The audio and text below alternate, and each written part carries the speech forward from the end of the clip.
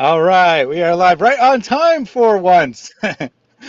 Had a brief technological issue. Thought we were going to start a minute early, but we still managed to start on time. Welcome back to Reasoned Answers. As good as waging war against Allah and His Messenger. Today we got a lot of exciting announcements and stuff to cover. We are joined today by the one and only Mary Harb, who needs no introduction but gets one anyway.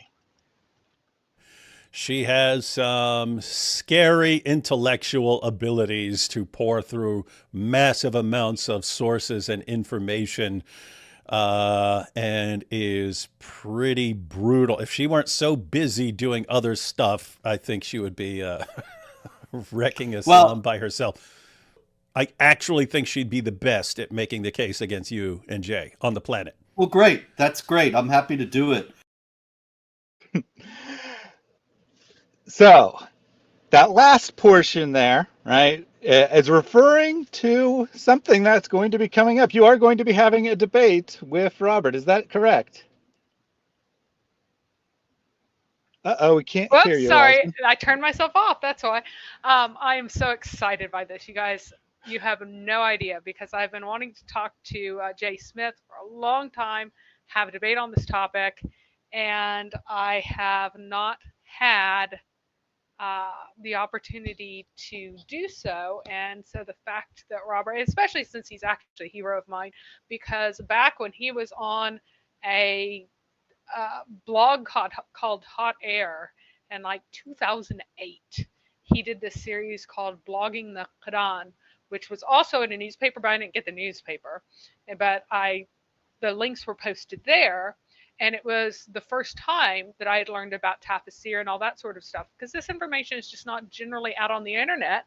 And yeah, minoring in rather religious studies, they did not tell us that there was such a thing as a tafsir.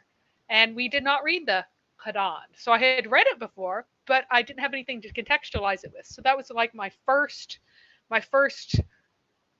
twinkling of what the Quranic sources even were. So it would be fabulous. Snoopy with prediction that Robert will regret it. Perhaps. I don't think he'll regret David it. did warn him, right? David did warn him. We don't have a date yet for that, but Robert has agreed to it. Don't know for sure if it'll be on David's channel or if it'll be here on Reasoned Answers, but either way, we will definitely have that debate. However, I do have an announcement about Robert. He will be on this channel on Thursday. Kind of a preview of the debate, if you like. Very easy for him in comparison, I am sure. But I will be interviewing him in regards to his book. I like Robert. I respect Robert. Really appreciate his work on jihad, but strongly disagree with his conclusions in his book. So I will be offering some pressing questions, some challenging questions. That's the way I phrased it to Robert, and he said he would be happy to do it. So you'll get to see questions first, right? Some questions first, which will probably be on a different line than Mary's taking. And these are my questions. They're not from her or anything. Yes. But I would rather him not use what I'm going to use. That would be a problem. I'll ask him some questions I consider pressing from my understanding of historical analysis and where I think he has dropped the ball or at least reached the wrong conclusion. Now, I do think he raises some important questions, and he does have a very good point about academics being afraid to address this topic in general or the historicity of Islam. Maybe not so much does Muhammad exist as a historical figure, because they would consider that a non-starter, but they have been hesitant to question anything about Islamic history. And I think that he is doing a valuable service by making people question that. So it will be by no means an attempt to destroy Robert or something like that, but it will be challenging to him, I hope. And let me say, quite frankly, that it has been the field of critical textual study has always been moronic. It has always been idiotic. And the fact that the idiocy of this field is being pointed at Islam is not at all troubling to me. I just don't like that it's idiocy. So I wouldn't like if it were idiocy pointed at anything. Like I don't want stupid things. They annoy me. And yeah, it is fair game, but why do we have to be stupid?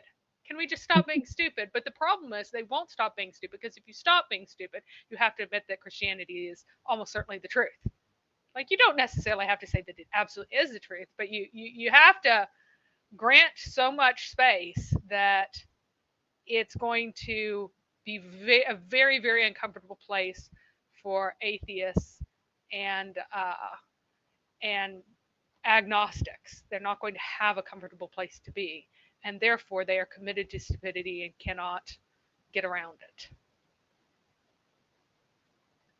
Houston said you missed the clip of David saying he would not want to debate Mary. Well, I wanted to make right. He spoke for a minute or two on Mary. I didn't want to have the whole minute or two there. I wanted to have that first portion, like that first 8-10 seconds, something that could be used as an intro in the future, and then a little preview for the debate as well. But yeah, David also said he would not want to debate Mary on anything, I think was his exact words. My mother did say that I could argue with the fence post. There's a reason that she nicknamed me Mary, quite contrary. And if you could turn up my volume, they're saying that I'm a little bit quieter. Somebody said deeper voice. Well, yes, that too. I have a very deep voice for a woman, but that is fine. John says, I'm sure the debate will be extraordinarily scholarly, fabulous indeed. It should be quite a contrast between the one or two Muslims who tried to debate, I'm not even sure what to call it that, Robert, on this topic, where their argument was basically, the Quran exists, so Muhammad must have existed. Yeah, which is just a really goofy argument. Because you can have multiple theories about how this came about, how anything came about. So. Yeah, so I have turned Mary up. Hopefully we're at a more even level now. Yes, let me know. And I am actually trying to speak a little bit softer, because unfortunately my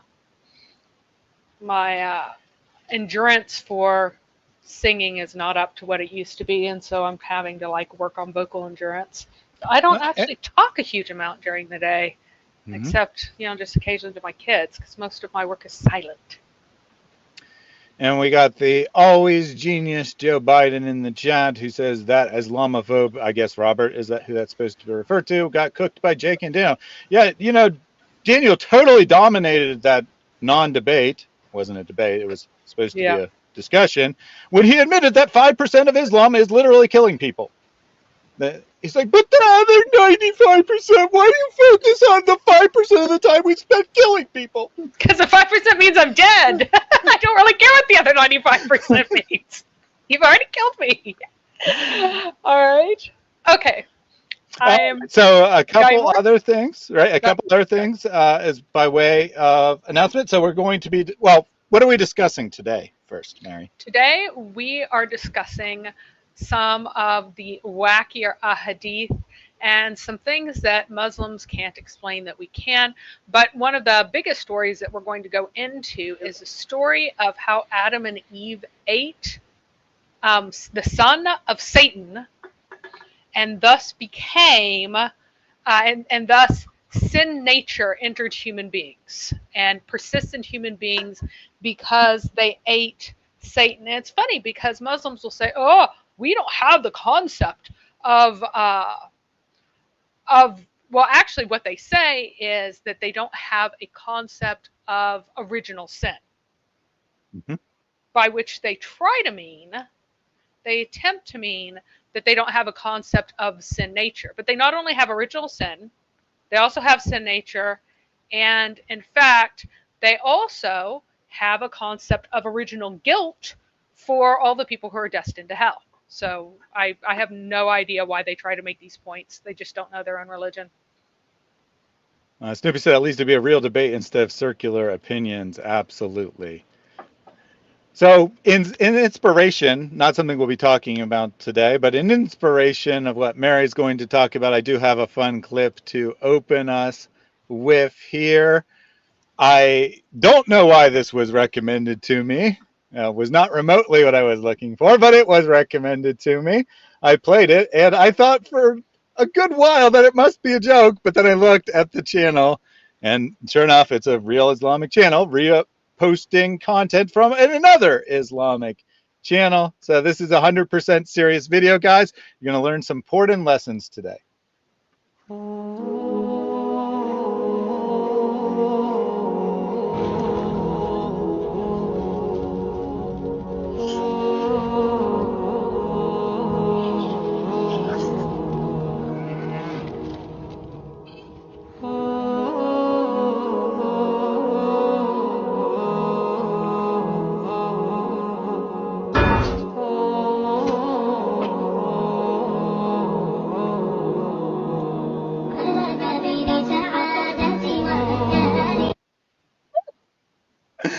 The ending is what made me thought it had to be a joke. But in fact, this was a serious video teaching a very serious issue about how you should kill geckos. You must kill geckos because geckos are the same thing as salamanders who have the element of fire, and they are evil animals because whenever Abraham was thrown in the fire, a story that comes from a midrash made up by a rabbi after the time of Christ, when he was thrown in the fire, various animals came to try to put out the fire, except for this salamander / gecko, which increased the fire. And so now you get special rewards according to the number of strikes that it takes you to kill a gecko. And in fact, Thaddeus has had for well over a year now a video of me going through that he has not edited, so blame him, about why Allah is afraid, or why Allah hates lizards, why he hates geckos specifically. I thought I had no poop in paradise. Oh, that's right, you did. That is right. Yeah. I went through the other one in person. That's right. So we have gone through that. We've gone through that in detail. Yeah, we did a whole live stream on geckos. If you want to know more about geckos, check out that live stream. Yes. So one other announcement, there are 2 new animations available today. You can find out about one of them by going to the webpage. It is one that costs points, so it's listed there. And there's also a new free one. Both things that were requested during the members only live chat this past weekend. So you see, I am putting all of your support to good use, spending my time making you new animations. You have 19 Miracle. Coincidentally, I was going to say the miracle of 19 emojis. Coincidentally, the 19th emoji is also a 19 miracle emoji. We do have space for 2 more emojis. I haven't decided what to do with those. We'll probably have space for 3 more by the end of the night because we're only 3 members short of that milestone. For the next few days, YouTube is still adding $10 to anyone who joins as a new member. So the first month that channel memberships are added, they add $10 extra. So you donate $2 and YouTube will pay me $12 minus some small amount for processing fees. So if you've ever considered supporting the channel financially, now is the time to do so. I'll try to have members only live streams on a regular basis, and you can tell me what other animations you want for your donations created, and thank you for your donations, what videos you want me to create, and we can hang out and discuss things that have happened on the channel and such. No teaching content in these members only live stream, just self-reflective channel content and maybe a little bit of fun. All right, so that's it for announcements from me. We will pull up Mary's screen now. All right, and I did have one more thing to put in because I have found a Pilgrim account that talks about the Cisma Church that nobody else had realized was talking about the Cisma Church, and it is from the 670s. And if anyone remembers, our previous closest Pilgrim account to the time of the conquest of the Holy Land by the infidel pagan Muslims was 570. And so this is considerably closer. Instead of it being nearly 70 years, it is less than 40 years. And in this account, it's a secondhand account. So an abbot interviewed a guy who had traveled to the Holy Land and then wrote about it. And so the abbot interviewing Arculf, Arculf first describes Bethlehem, then describes the Church of the Nativity in detail, and then gives a kind of an aside about something that's nearby. And what is said is, I think that a brief mention should be made of the rock situated outside the wall, over which the water of the first ablution of the Lord's little body after the Nativity was poured from the vessel in which it was, which was tilted over from the top of the wall. This water of the sacred washing, when poured from the wall, found a sort of channel hollowed out by nature in the rock lying beneath, which channel, filled by that flow on the first birthday of the Lord, from that very day up to our time, through the cycles of many centuries, one sees to be full without any failing or diminution of the purest water, our Savior from the day of his nativity performing this miracle, of which the prophet sings, who brought forth water from the rock, and the apostle Paul, now the rock was Christ, he who, contrary to nature, brought forth a consoling flow for the thirsting people from the hardest rock in the desert. It is the same power and wisdom of God which brought forth water from the rock of Bethlehem too, and always keeps its channel filled with water. Our friend Arculf saw it with his own eyes and washed his face in it. So this is clearly the same thing, the little channel with water from a rock and all the stuff. It is the exact same thing as was added in 538's remodeling with the piped water from the cistern. So in our sources, it was first identified as the rock on which Mary and Joseph sat on the flight to Egypt. And then, secondly, it was now secondly identified as instead completely unrelated to any flight, but instead as a place where Christ had his first bath. And then later on, it was put there whenever the little spring had been destroyed and only ruins were left. It was described as the place where Mary had seen the laughing and the sorrowful man. So you note in all of our accounts that describe what the Church of the Kathisma of Our Lady Theotokos, Our Lady Mary Theotokos was, in all of these accounts, none of the written accounts actually associate it with the Nativity directly. And that's because the original attempt at making this a place where Mary had gotten off the ass to sit on the stone while Joseph was looking around for a cave just really doesn't make sense to anybody who's traveling. And so they tried different other explanations for it being there, and none of them seemed to have stuck very well, because every time somebody came by, their tour guide told them a new story. So this once again proves that this was not a place that was carefully, closely associated with the Nativity in the minds of the people of the area, because they had many explanations for it. None of the written ones being a place of birth, or even a place right before birth. So just wanted to give that little aside first, and now we're going to jump into... Yep. So real quickly, Snoopy says this sounds like an Indiana type temple. India. I was thinking Indiana Jones and the Temple of Doom, so I automatically corrected that, but perhaps that's not what they meant. Maybe they actually did mean a temple from India. Well, in India, you have to wash before entering the pagan temples there. But this is where he was washing his face with sweet water that he considered miraculous. But notice how he doesn't say it's holy. Like holy water, you don't like wash your face with like that. And you see Mary has run away from the topic of Adam and Eve already, because she knows she's been defeated and she's humiliated. Like all right, getting to the mains. Yeah, okay. It was supposed to be India. My bad. I assumed that it was a typo because I'm an idiot, and it was not. It was actually meant the way it was said. Okay, now I'm going to be a little bit out of order on my slides here because we're doing this in the order to be able to present this one first. Now, this is one of two two surahs that have a special name, and we'll talk about how they're super special, but they're the Suras of Refuge, basically. So there are two surahs that start with "I take refuge with," and then this is one of the two.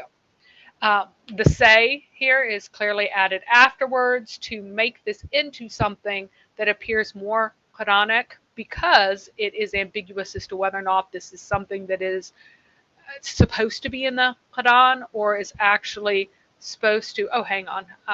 Slideshow from current slide. Sorry, guys, I'll make it bigger. Whether or not it's supposed to be Quranic or it's just something you're supposed to recite, because there are lots of things that Muhammad said that you're just supposed to recite that never ended up in the Quran, including things that come directly from Allah. But the actual text of this, you're supposed to say is, "I take refuge with the Lord of mankind, the King of mankind, the God of mankind, from the evil of the fleeing whisperer, the one who whispers in the breasts of mankind, from jinn and mankind." So you're taking refuge from two different things. The evil fleeing whisperer here, and then you're also taking refuge from jinn and mankind, other men, other human beings. All of the mankind's here are Anas, which is a gender-neutral human being word. It doesn't mean like males. So that's why I chose to translate it as mankind here, so I don't say the Lord of men, because that might confuse some people. But it is usually translated as the men. Now, the focus of the exegetes on this entire thing, for this entire surah, is about the identity of this whisperer of verse 4, because the jinn and mankind are obvious. Who is the evil of the fleeing whisperer? Who is this fleeing whisperer? Who is this dude? You're seeking refuge from him, so who is he? It must be someone important. Yeah, it's theologically significant because it relates to the issues of sin nature and the relationship between men and jinn. Al-Tabari reports a hadith in which Ibn Abbas taught there is no newborn except there is a whispering in his heart. So if he is mindful and remembers Allah, the whisperer withdraws. And if he is heedless, the whisperer whispers.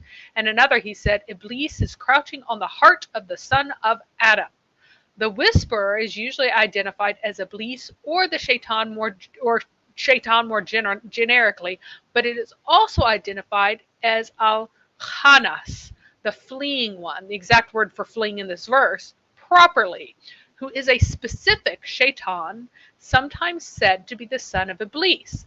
Al-Thalabi holds the opinion that the word for whisper is part of the proper name as well, not just the fleeing one. So you should say the whole thing, the fleeing whisperer together. So, Al-Qurtubi links this to a statement of Muhammad about shaitan flowing through the son of Adam as blood flows. In the fullest hadith with this statement, Muhammad was seen as speaking with a veiled woman in public. And he called out to a man who saw them, "This is my wife, so-and-so." The man replied, "Whoever I might suspect, I would not suspect you," because he had already declared the veil of the verse and said that women and men shouldn't be seen together in public and all of this stuff. And so he's seen in public with a woman, and you can't even tell who the woman was. So he might be up to something naughty. And so Muhammad says, no, this is my wife. Now the man says, "Oh, I'm not going to suspect you." But then Muhammad replied, "Shaitan flows in the son of Adam like blood flows," basically saying that people are going to be suspicious even whenever there's innocence because they have this evil impulse. This is sin nature, boys and girls. So anytime a Muslim tells you, "Oh, we don't believe it's," yeah, you do. Muhammad explicitly taught it in multiple ways, and this is one of many ways. Another context was Muhammad urging men not to enter upon women with absent husbands because in context they might be overcome with lust and have sex with the women. Now, of course, whether or not the women wanted them to have sex with them is totally irrelevant because it would not have bothered to enter the minds of Muhammad's men as to whether or not a woman wanting to have sex with them, made any kind of difference whatsoever. But so totally irrelevant. Totally irrelevant. So that's not in view here. It's just the men might be overcome with lust and jump on the women and have their way with them, whether or not the women like it. The people with him ask if he could also be influenced by shaitan as the other ones who might be overcome with lust. So they say, and you, in response to him saying that this might happen. And Muhammad said, and me, I also have the shaitan that flows in my blood, but Allah helped me over him, that is, over shaitan, so I am safe. So I had shaitan. Yep, I yep. also have shaitan in my blood, but Allah makes me more powerful than the shaitan that flows through me like blood. Mm-hmm. Everyone, you need to remember that phrase. Muhammad admits that he has shaitan in his blood. Yep. All right. So Al-Qurtubi gives a fuller account also in Al-Tirmidhi that explains that Al-Khannas is specifically the son of Iblis, even though he doesn't like the hadith itself.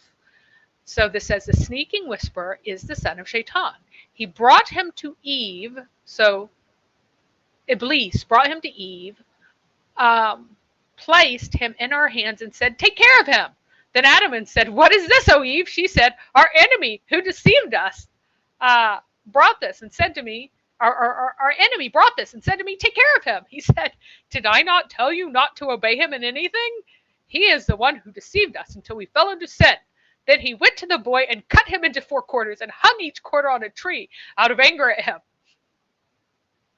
Then Iblis said, O Eve.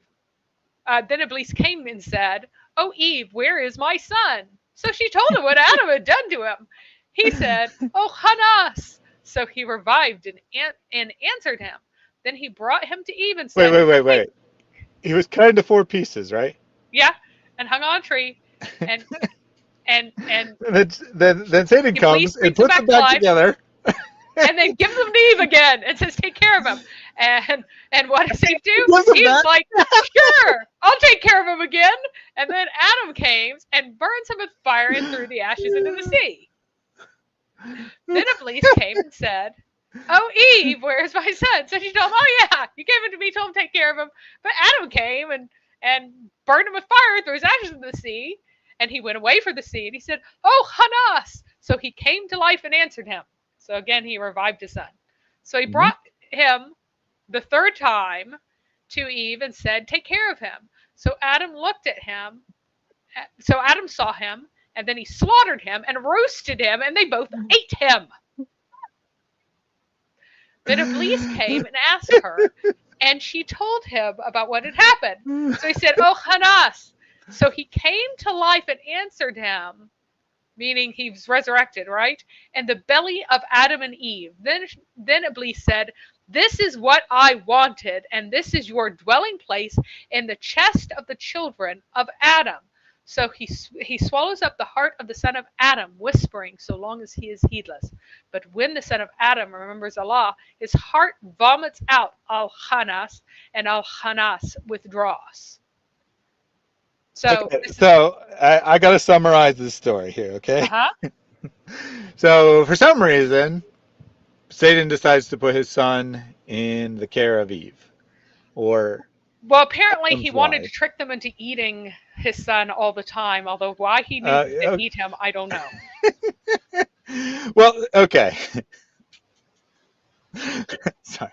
So Satan puts his son in the charge of Eve. Might be a reasonable thing to do, I suppose. I mean, she's a woman. She's supposed to care for children or something.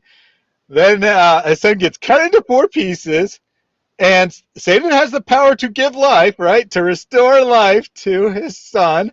Very interesting, for sure. Yep, he can resurrect just like Allah. Uh-huh. And then after that, he says, oh, no harm, no foul. Let's try this again. But apparently he was omniscient, knew what they would do, so he just kept doing this until they did what he wanted to do, because he wanted them to eat the child all along. And that way, when you eat something, it enters into your blood and is inherited by all of your ancestors. Yeah, or all of your descendants. Yep. And so that's what's happening here. And this explains sin nature. This is an Islamic explanation of sin nature. So again, all the Muslims who go, we don't teach sin nature. Yes, you do. You do teach sin nature. You teach sin nature quite clearly. So now Al-Qurtubi additionally quotes Tabi'un, which is a person of the generation following the Sahaba, who declares, rather, one of the Tabi'un, that's plural, right? Who declares, because of this, I do not feel safe from adultery, nor do I feel safe from Shaitan inserting his penis and causing him or it to fall into a pit. So that probably means that so this may relate to the hadith found in Al-Tabari, which is about 55-56, narrated from Mujahid. When a man has intercourse with his wife and does not name Allah, the jinn coils around his urethra and has intercourse along with him. That is the meaning of the saying of the Most High, whom neither man nor jinn has touched before them. Because there are women whom men have touched, there are also women who jinn have touched. And there are women who men and jinn have touched. By the way, it is Islamically correct to say that women can have jinn husbands who come to them. There is no legitimate Muslim authority who will deny that women can have jinn husbands because of this verse, because it says that jinn can have intercourse with women. Mm-hmm. And as we all know, Islamic marriage is just legalized intercourse. It has no Right. other meaning besides that. Right. So they can have jinn husbands who come and have intercourse with them. And you'll find in just about any town some woman who says that she has her jinn husband visit her at night, who has sleep paralysis demon events regularly, and say it's from her jinn husband. So this is just part of the law. Before you go further, I do want to clarify for Morg K, who said that they were confused with the story. So the story, I'm going to try to just say it straightforward without laughing this time. So the story is that Satan puts his son in the charge of Eve. Adam kills him, cuts him into fours, hangs him. Satan restores life, puts the son in Eve's care a second time. The second time, Adam burns the body. Burns the child, kills him by burning to where there is nothing but ashes left. Satan restores him a second time, puts the child in Eve's charge a third time. This time, to be rid of this child once and for all, Adam cooks him and eats him. Well, I think Moore's main point is that isn't Satan made of fire, so how could Adam burn the son of Satan to ashes? That's a good question. And I guess we are supposed to be made, of the Quran absolutely endorses the four humors idea. So we are made of water and earth, but we can both drown and be squashed by earth. So I guess in the same way, even though they are made from smokeless fire, they could still possibly be burnt up. So that makes sense. Well, I mean, they're not pure fire, right? Jinn get punished in the hellfire. Jinn are literally punished in hellfire, those who are unbelieving. One would assume that it would be bad for them and unpleasant for them in spite of what they're made of. Mm-hmm.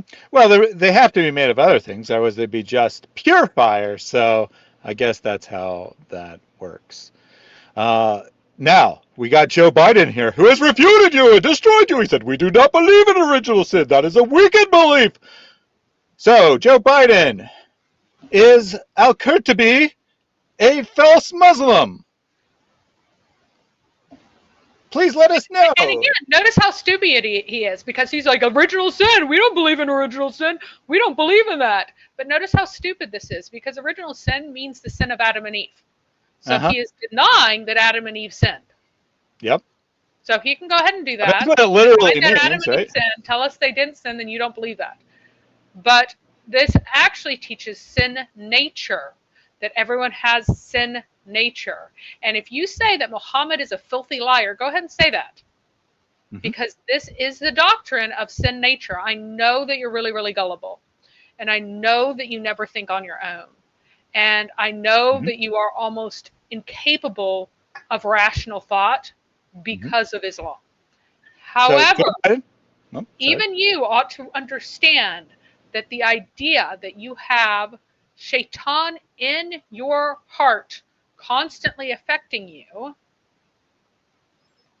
is Indeed. an expression of sin nature. Hmm. That is sin nature, that mankind tends towards sin. Why? Because they have shaitan flowing in their blood like water. And indeed, this isn't the only way it's expressed. It's expressed many ways. And All this of is them directly attributed to yep, Satan, because apparently he's super powerful and Allah can't do anything to stop him. But many ways in Islamic texts, ranging from all your Sahih collections, the tafsir, the seerah literature, they all say that Satan touches everyone, that everyone is affected by this original sin idea, right? In the way that you're using it. yep. But And apparently that is a wicked belief. So I do have some advice to you, since you just called your prophet's teaching wicked belief. Just delete it, please. All right.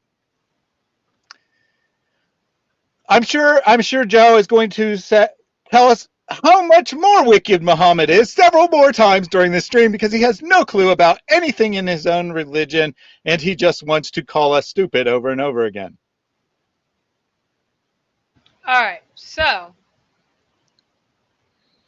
and then somebody asked, by the way, Sheikh 3 times asked, how could Mary then be sinless if she was a descendant of Adam and Eve?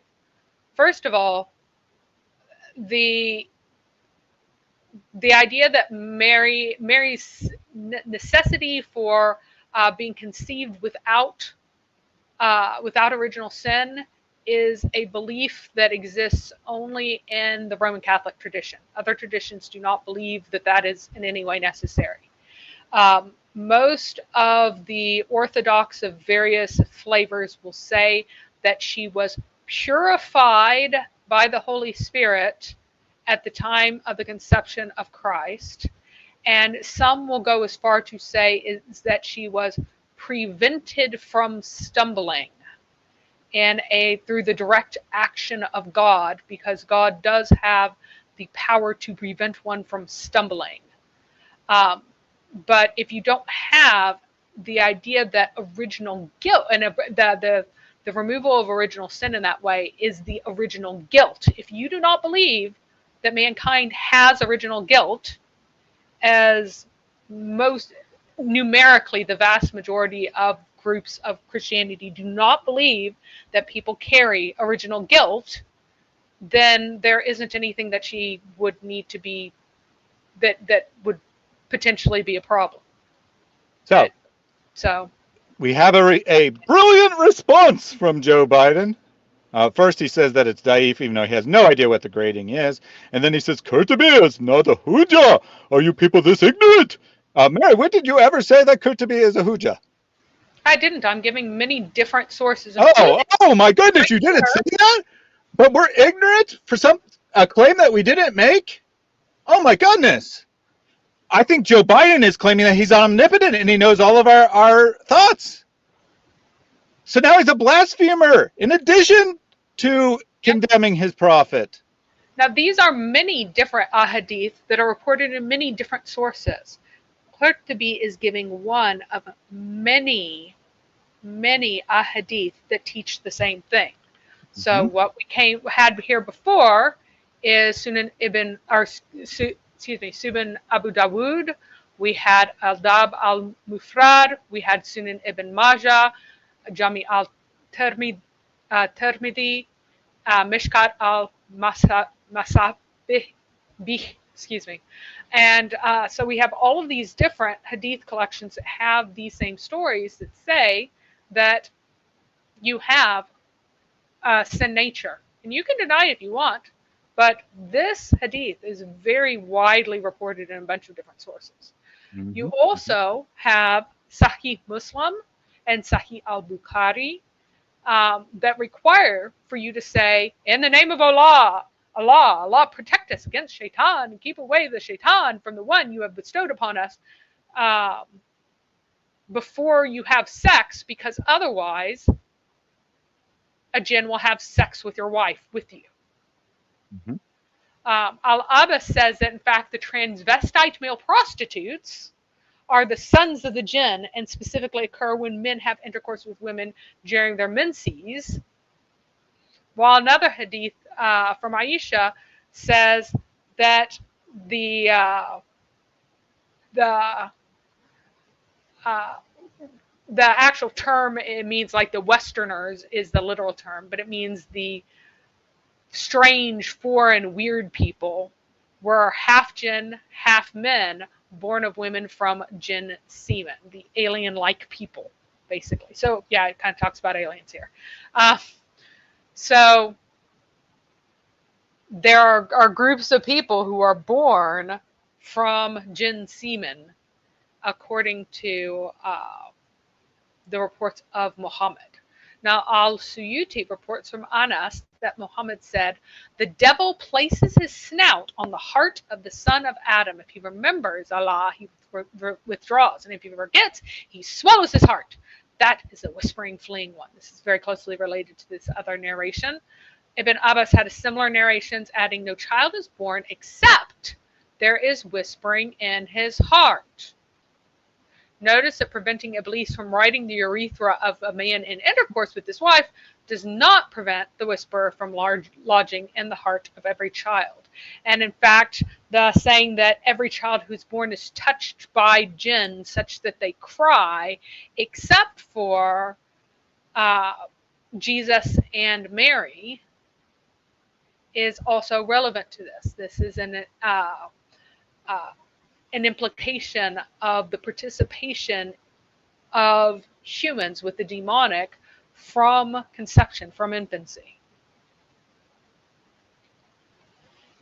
So, according to Houston here, if I offered medical insurance to Islamic scholars, I would specifically exclude being thrown under the bus. It's so weird that most Muslims would tell me that Qurtubi is one of the 4 great commentators of the Quran. But we have here someone far greater than him. We have Joe Biden in the chat, who is the greatest Islamic scholar in history, who knows far better than Qurtubi. And strangely, this seems to be what every single Muslim commenter always thinks, that they know far better than their scholars.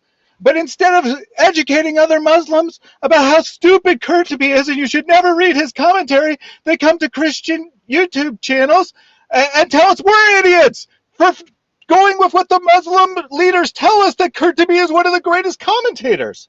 Oh my goodness. And of course, no one who is serious, no serious scholar, thinks that Islamic ratings matter for anything. Islamic ratings do not matter. Your hadith chains, they are fabricated.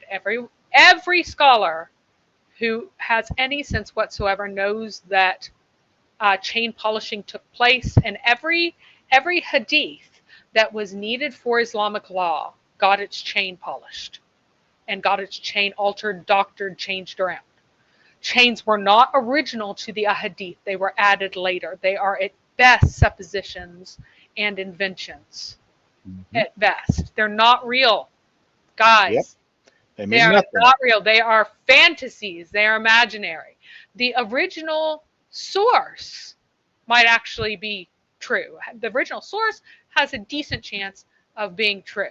But everything in between is just like, oh, well, I know this guy was their student, so I'm going to put that one there. And it was eventually heard from this guy, so now I'm going to put this guy at the end. And then they just fill in the middle. Now, how well they fill in the middle depends on how much they need to rely on this. If they need it to be true, they will carefully fill in the middle and make sure all the names are good. And if they don't want to rely on it, they don't. Ha! That's hilarious. Yes, more K.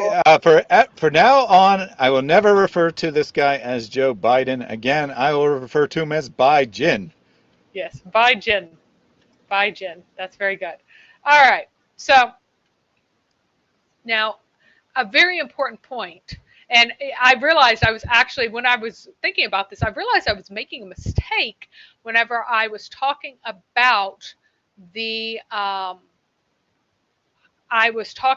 how women are said to be made from a rib, and so the top is bent. I was thinking that that had to do with her brain, but that's not true because Allah has no idea that the brain has any function.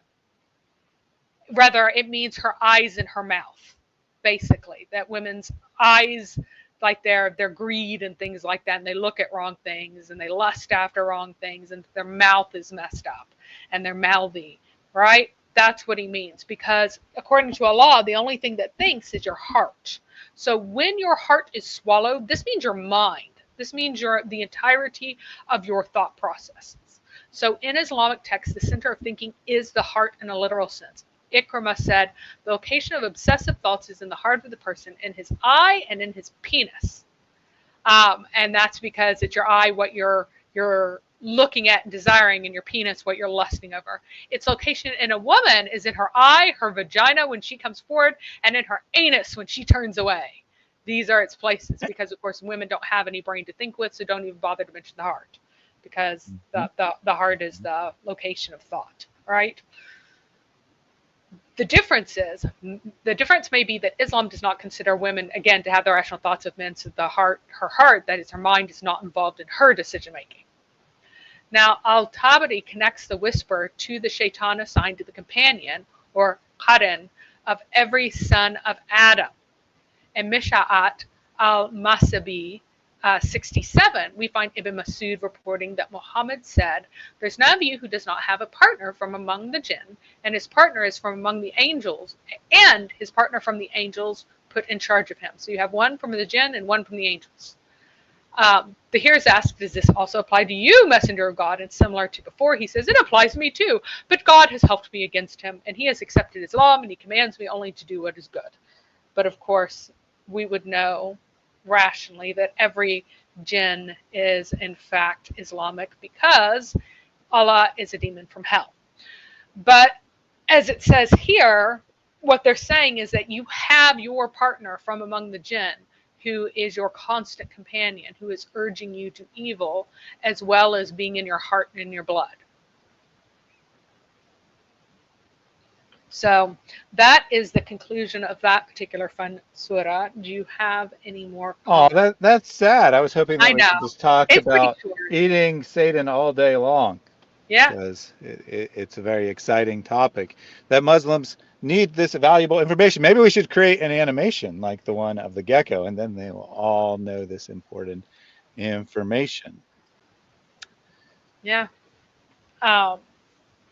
So, again, as I said before, this is one of the two Suras of Refuge. So there are two Suras of Refuge that began, I take refuge. And the one we just did was actually the second one that in order in the Quran. And now we're going to talk about the first one that goes along with the other one. There's no point in schooling anyone in Hadith science because it's a fantasy. It's made up. It's pretend. It's silly. Oh. So. Wait. Get this, right? Get this. Do you know what absolute authority is? Authority is. I'm dying. Yeah, I do know what an appeal to authority is. Do you know what an isnot chain is? It's an appeal to authority. Authority. You freaking idiot. Oh, man. Congratulations, Houston, on triggering reverse stripper. You are the first person to trigger that. Good job. Someone read the webpage and knew about it. Good response to Marco's triggering stripper. And because you are the first to use that, you will be awarded 1,000 points, which I'll manually add later. Congratulations on that. We still, I did not see anyone attempt to guess the other new animation, which you'll have to guess because it's not listed on the webpage, but it is something that we talked about rather extensively on Sunday. So I think if you think about what we talked about Sunday, you can probably figure it out. But yeah, good job on triggering that.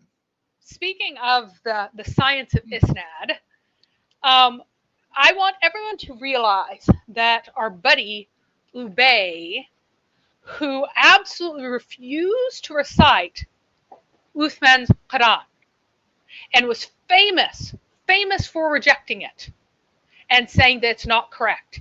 He is put in the isnad for the Hafs Quran, which is the standard Quran, the Quran, according to most Muslims. And Uthmanic, or at least what Mujahid decided Uthman's Quran was, but has explicit differences from it, did not endorse it, did not recite it, rejected it. And he is put in the chain.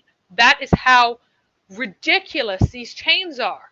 They put Ubay in the chain because he was a famous reciter that Muhammad said rely on him. He rejects the Quran, and they go, no, we're going to put you in the chain for this Quran that you explicitly rejected and said is not the true Quran. I will not recite it. This is not mine. Nope, we're putting you in the chain. So what good are your chains? Now, as for the idea of reliability and honesty and everything else, and the judgment of the Islamic scholars on this, in at least 3 of the madhabs of Sunni, the Sunni schools of fiqh, and at least 3 of them, you can have pregnancies of 2 years, 4 years, or I think 7 years, based on that principle of honesty and goodness, because these scholars knew really, really honest and good women who had children after they had not had intercourse with their husbands for 2 years, 4 years, or 7 years. That's how bad the ability to judge character is, upon which all of this relies. Mm-hmm. That you're going, yeah, I think that it's reasonable that women were pregnant for 7 years because this totally honorable woman who could not have possibly had intercourse with her husband for 7 years said that indeed, this was her husband's child, and that must be true. And that is the level of reliability of the isnad and its explicit appeal to authority. The only reason that you are to believe anything in Islam is because of the authority of the person who told you it. That's it. So, indeed, all of Islam, like literally all of Islam, not just Hadith, but everything in Islam is based on authority. It's the most important thing in Islam. And here we have this genius telling us that this is weak sauce. His religion, according to him, not me, according to him, the entire foundation of his religion is weak sauce. Yep. And he thinks that he is here doing da'wah. Right? Yep. All right. So, and everybody who is here, please like, subscribe, and share. Much appreciated. All right. So, the Surat of Refuge, the other one we're about to go into. So, the hadith about it is that Muhammad said, Allah has revealed to me verses the likes of which have never been seen. Say, I seek refuge in the Lord of mankind, to the end of the surah, and say, I seek refuge in the Lord of the daybreak or the cleaving, to the end of the surah. Now, this is one of several places where the teaching of the eternal book from which all revelation comes and from which nothing innovative has been brought by Muhammad is in conflict with the teaching of the uniqueness of Muhammad's vision and revelation. Interestingly, the verses revealed in conjunction with specific events in Muhammad's career are not credited as being verses that have never been vouchsafed to anyone. Rather, it is these 2 surat, Surah Al-Fatiha, and the last ayah to be revealed in Surah 2. So these 4 different things that are credited as being special and unique. That only these 2 passages are special because they are new would lead to the conclusion that the other revelations from Muhammad's book are match those that the other previous revelations from the book, such as the Torah, Zabur, and Injil. And so that would mean that the Torah, Zabur, and Injil should contain passages like instructing men not to overstay their welcome after eating dinner at a prophet's house, or to contain references to the act of Allah having made the prophet lust after his adopted son's wife so that men would know that adoption should be abolished. So, the surat are even more overtly white magic spells in Islam than a lot of other passages are. While many surat are ascribed magical properties upon recitation, these two specifically are used as warding spells against evil spirits, the evil eye, and the magical deliberate spells of men. Muhammad took this so seriously that if a woman was about to have intercourse with and invoked his deity and refuge against him, he would stop trying to have intercourse with her. This, even though he had raped slaves whose fathers and husbands he had killed and whom he had forced himself upon when they confessed that they hated him more than they had hated any other man in the world. If they didn't know the magical spell, then he took no pity and he raped them. But they said the magical words, then he withdrew from them permanently, afraid of Allah. Now, proving the beautiful character of our beloved Prophet Muhammad. Yep, indeed, it is a beautiful character of Muhammad. Mm-hmm. Most likely, if they know the magic formula. Yeah, and by the way, this is a pagan formula. This "I take refuge in" phrase is well attested in the Safavidic inscriptions in northern Arabia, in the Araba desert of Jordan, and the Hara desert. So this is a pagan formula. Most likely, the reason that this is called out as something uniquely vouchsafed to Muhammad is, in fact, that the Jews of Medina noted this as formula was pagan in its style and content, as the magical spell of refuge taken is not found in the scriptures of the Jews or the Christians, nor is the idea of charm speaking central to the religions, although it is a folk practice that often creeps in out of a universal pagan impulse. Therefore, Muhammad acknowledged the uniqueness of the refuge-taking white magical verses, and then he defended them by claiming they were special revelation. However, again, this matches the structure of the same thing that of the same types of refuge taking that was in the writings that were entirely pagan and referring only to pagan deities of other Arabs. Now, before the revelation of these surat, Muhammad had many other charms of refuge that he used. Some people claim that after these two were revealed, he recommended only using these charms above any other. This seems to be unlikely to be literally meant. I mean, he might have said this, these are the best ones or whatever.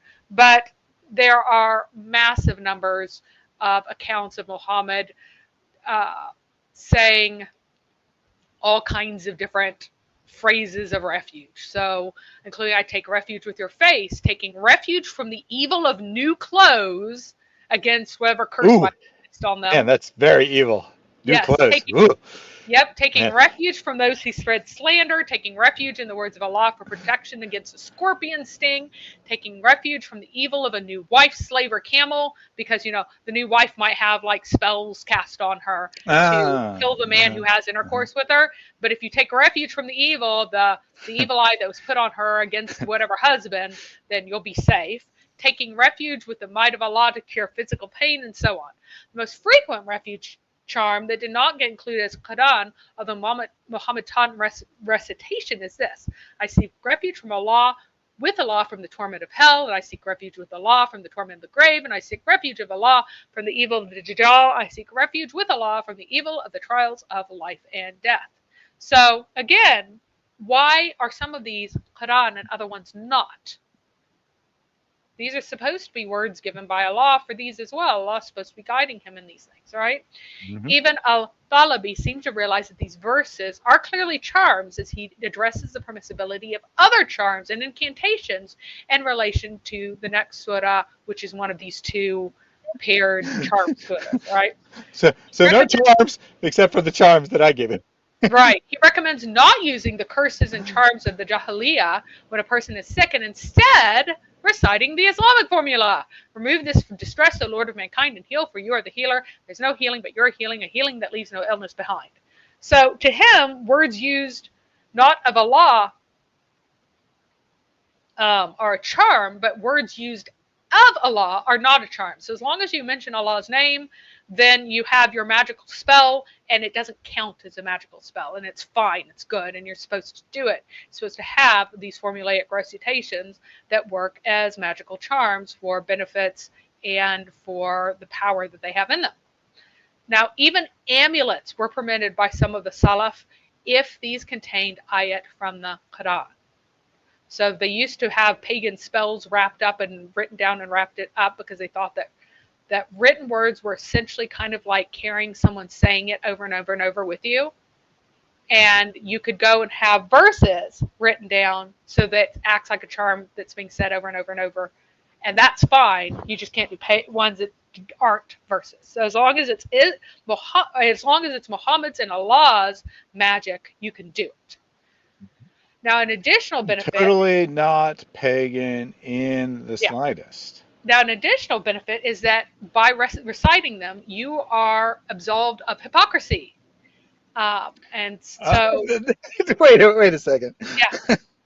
wait, I just got to pause you. So, you should not use charms and magic formulas, but you should use the magic charms and formulas of Muhammad, and then you are not a hypocrite. Yeah, well, then you are innocent of hypocrisy, even if you're a hypocrite. So, yep, you're absolved of hypocrisy. So by committing hypocrisy, right, saying not to do something and then doing it anyway, you're exempt from being held liable for hypocrisy. Yeah, basically. Now, rather famously, Ibn Masud objected to these being included in the Quran and classed them with many other short prayers, charms, or invitations taught by Allah. Thus, he did not include them in his Mus'haf. He also did not include famously Surah Al-Fatiha because he said that's a prayer. One of his reasonings was that on these two was that Muhammad would change the wording so that he sought refuge on behalf of his two grandsons instead of himself, something that should be illegitimate if this were Quran, because he's changing the wording. So instead of saying, I take refuge, you say, I take refuge for Al-Hassan and Al-Hussein with the Lord of mankind. So you take refuge for someone else, like you're for them or on their benefit, or you're claiming it for Allah. Give refuge to Al-Hassan and Al-Hussein. So you're changing the wording, and because of this, he's like, how could this be Quran if Muhammad would change the wording? And because you're not supposed to distort the words of Allah. If this is a prayer that you're given that you can use in this way, then that's one thing. But if it's Quran, why is Muhammad changing around the words? Solid argument there. Muhammad. Well, plus it doesn't say at the start, right? It doesn't say, and thus if this is a literal. The say's got added. So say. It does say. All right. This other one will have a say as well, but the says were added. He did not believe it had the say in it. Ibn Masud Houston says there's a typo in verse 2. I don't. Just for your reference there. There might be. The king of mankind? The king of mankind. Yep. See, Mary's argument has been destroyed. She's in something called mankind. Yep. Snoopy says Lucky Charms breakfast cereal has been around a long time, I guess. No, you're mistaken. This is the miracle. Muhammad knew about Lucky Charms long before it was invented. Oh my goodness.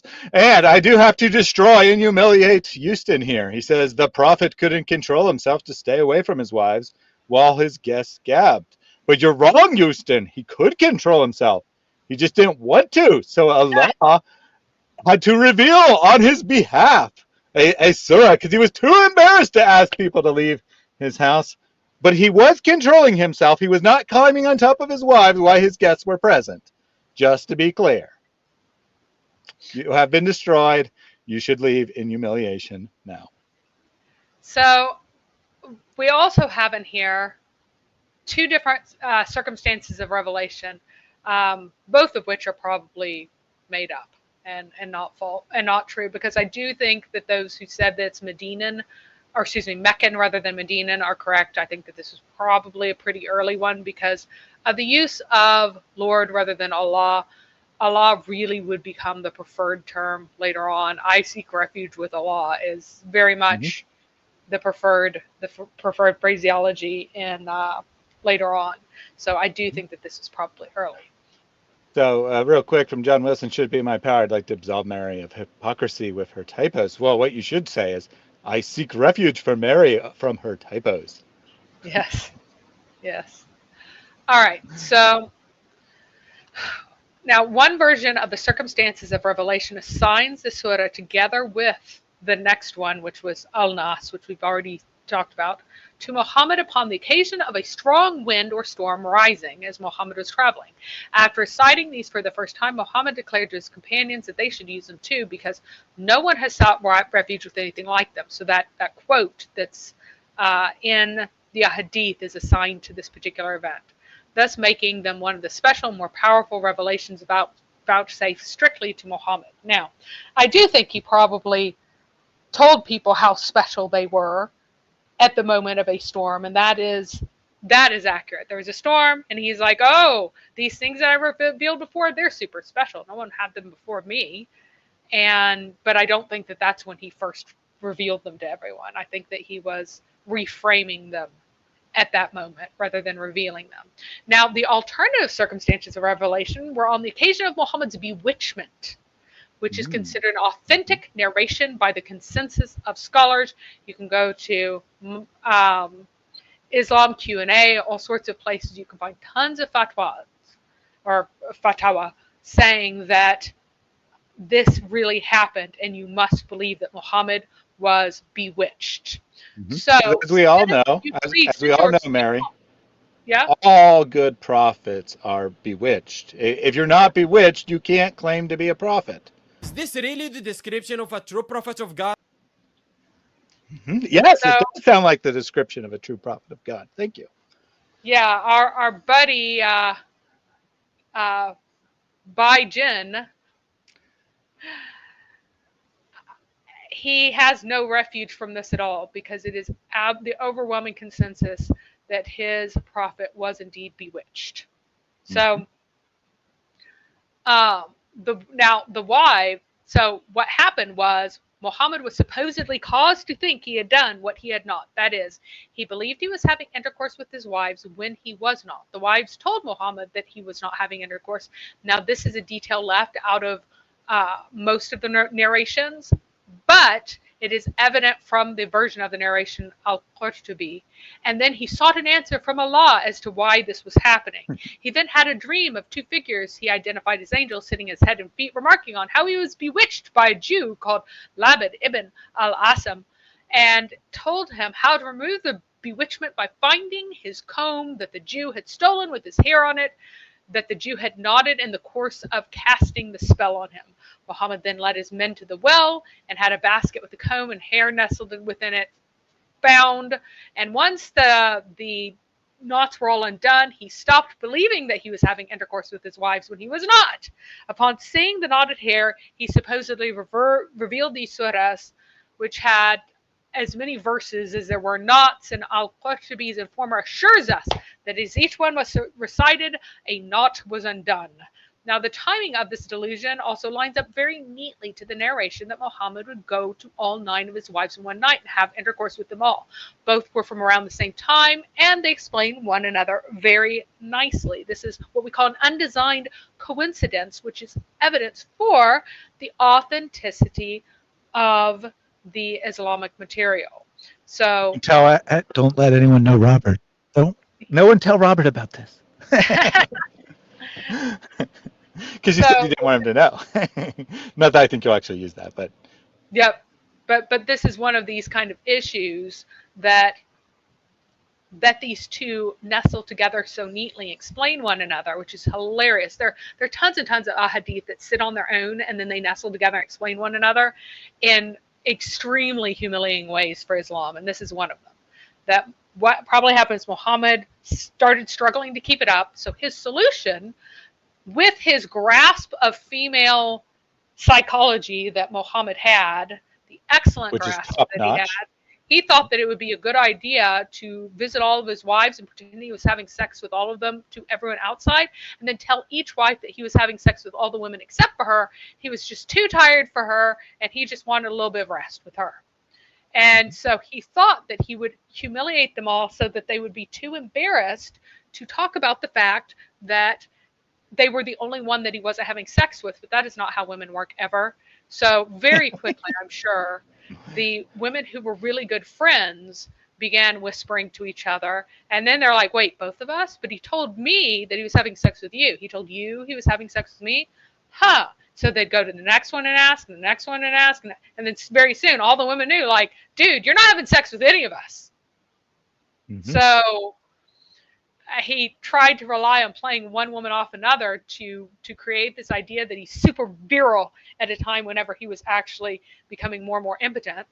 And it ended up, and then when it blew up in his face, rather than going, oh, I did this to trick you or to test you or to do this or whatever, he's like, I was bewitched. And now, as a result of this silliness, the idea that anyone could possibly be bewitched at any time and no one is ever safe from being bewitched is part of Islamic doctrine. Mm-hmm. And so the silly thing where he took his own hair and he put knots and he stuck it in a basket to make sure it'd be easy to recover and stuck a rock in it and dropped it in a well, and he pulled all of this nonsense. He did all of this.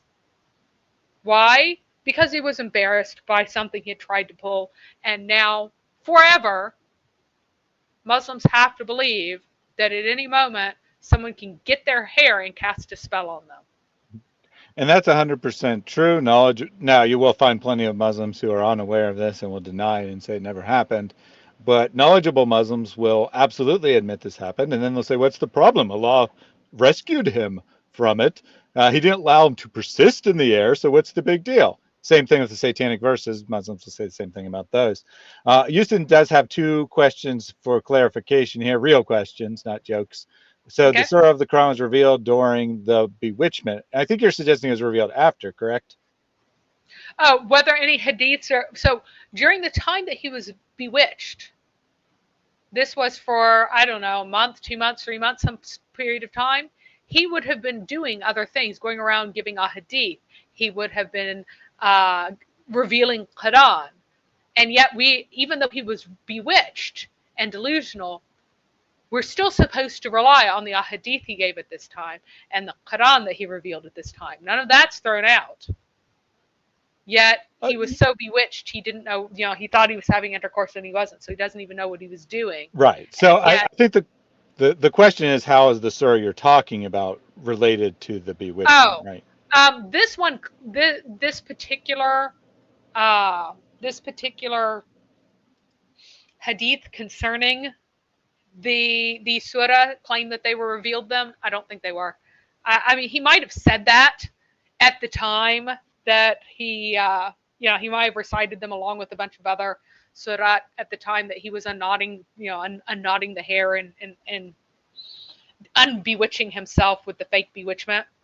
But again, these are contrary circumstances of revelation that cannot both be true. I don't think either one of them is entirely true. I think that these are events where they were just recited. And then Houston also said, how do you know whether these hadiths are spoken by Muhammad while he was bewitched? So this is your inference. This is your conclusion. It's not something you find directly in the Islamic sources, correct? Well, that's my conclusion based on the fact that these are earlier forms and so are likely to be early. And the idea that, no one reasonably believes that whenever he recited this, these 11 knots began magically unknotting on their own. So, and then there's also the fact that there is a contrary hadith that ascribes other circumstances of revelation to them. So, but yes, Muhammad was indeed making up excuses for his failures. He does that quite a bit and introduces really insane things into Islam. The entire theology of fate came because Muhammad failed to convince Abu Talib to follow him. Mm-hmm. Yeah, so that's exactly Mary's argument there, Snoopy, is that the whole story of bewitchment was made up to cover up for Muhammad's impotence. That's absolutely hysterically funny today. Yeah, I was going to read that. It sounded like you were about to continue, so I was going to save it for later, but I'm going to read it now. Go ahead. Bilal, sir, gave Rasul Bilal the desire of 30 men, but poor Muhammad, sir, was so shy, he took only 12 wives. He actually tried to take a whole bunch more, and he did temporarily take a whole bunch more, but oftentimes things didn't work out.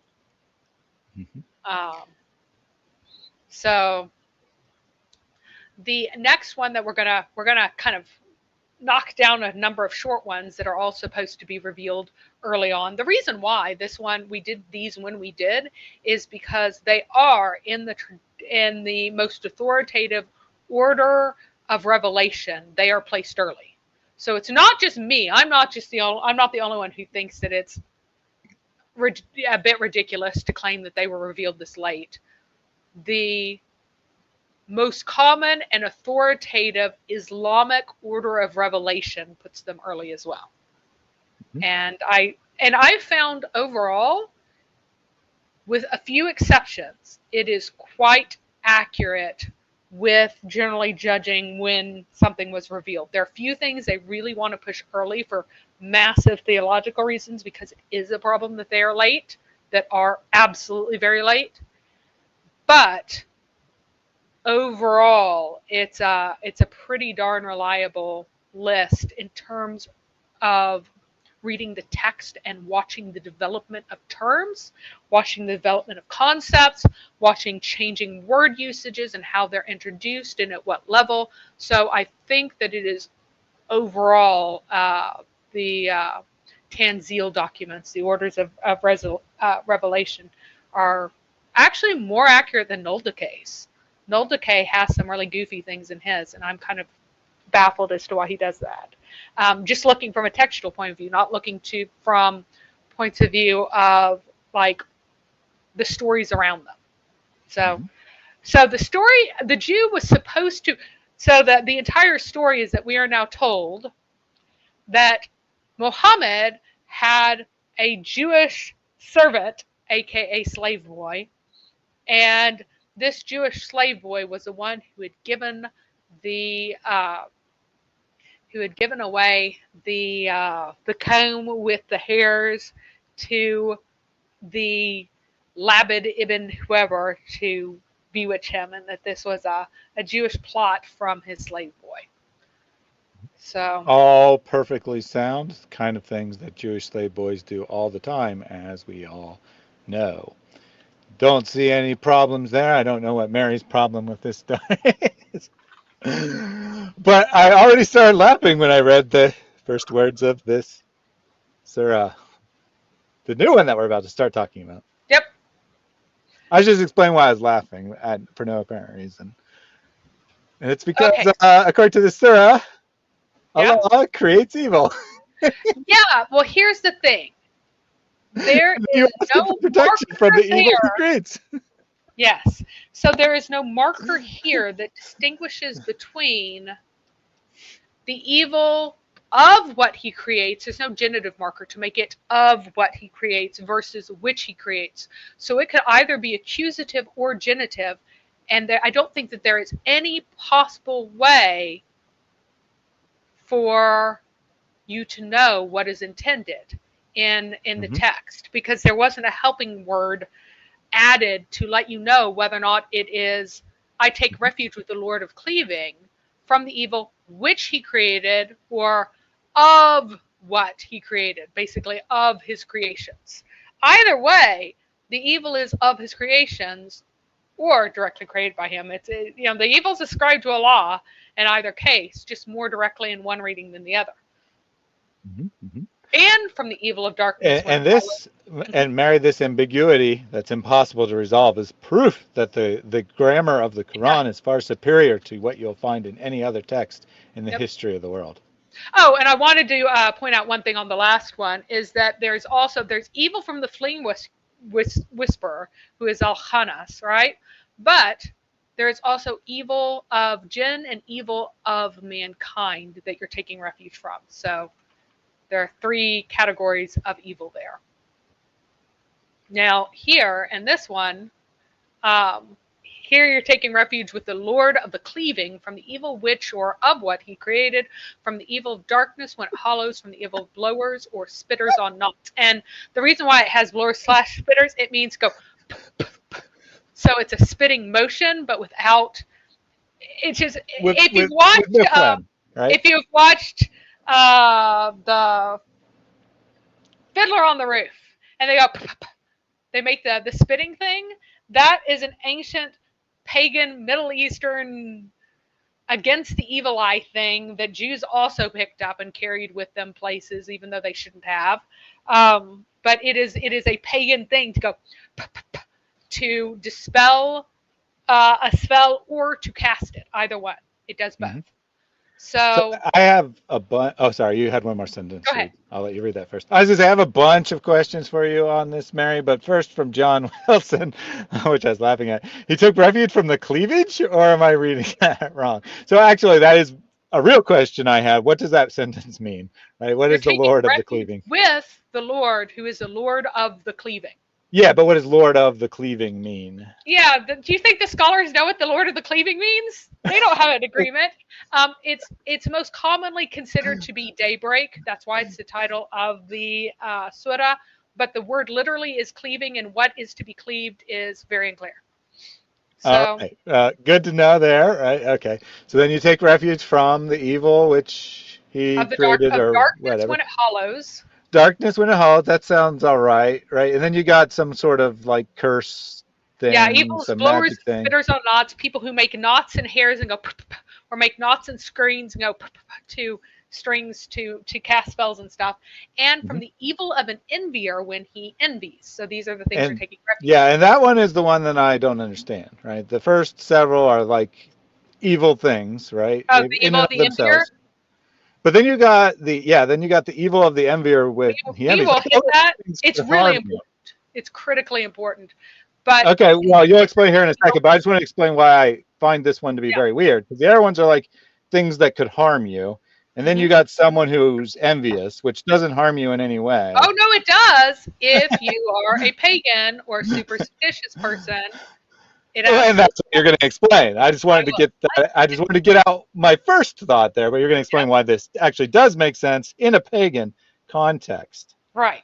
So conventionally, this cleaving is interpreted as daybreak, like the night is being cleaved by the sun, because this is a very poetic kind of surah, right? But it's also assigned the meaning of a prison in hellfire, a house in hellfire, a valley in hellfire, a tree in hellfire, a well in hellfire, or simply another name of a hellfire, or alternatively, mountains and rocks split either by water or by the fear of Allah. Okay, so just trying to wrap my mind. So in the most common interpretation, it's saying that Allah is the Lord of daybreak. Fine, whatever. But in the other interpretations, he seems to be the Lord of hellfire, the Lord of things in hellfire. Yes.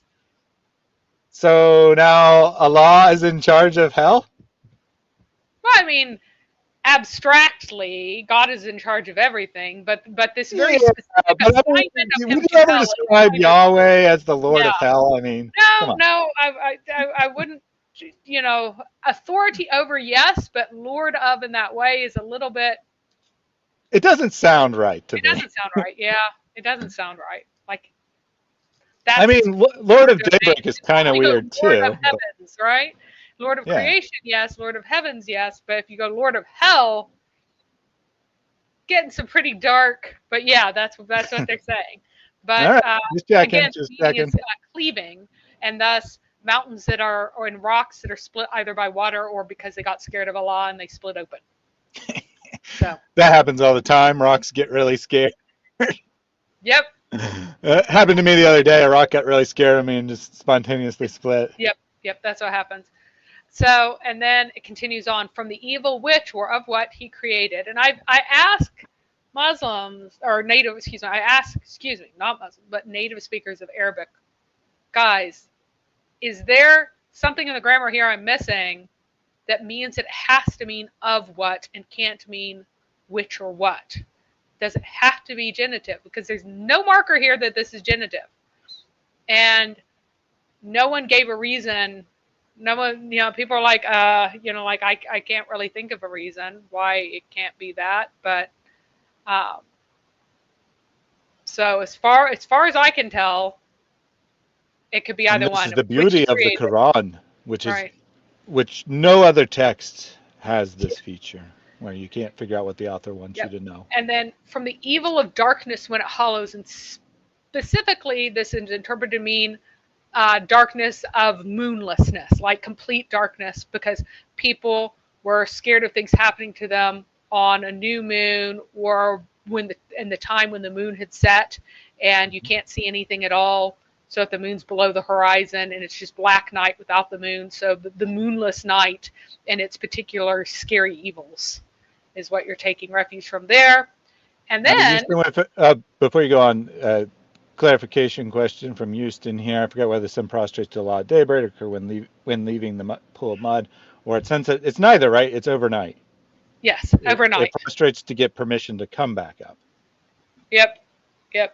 So then from the evils of the blowers or spitters on knots, so the people going, it like explains this in detail to make sure that you know what kind of blowing spitting is happening. That is not spitting with spit, but the rather in the tafsir. And this is supposed to be the kind of magic that had ensnared Muhammad. His hair was taken and knotted, and presumably was done on the knots to cast a spell on him, right? And this has power according to the Quran. So if I take your hair and I put it in knots and I go over it and like wish bad things will happen to you.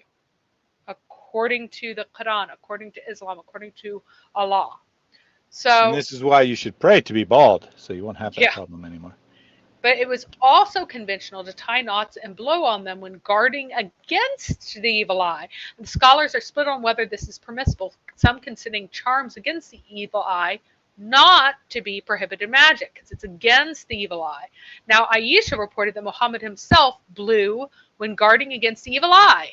And another reported that he blew onto a companion's burnt hand, the way to guard against evilness, right? And thus blowing without knotting is generally considered permissible. So it's a pa-pa-pa kind of blowing, right?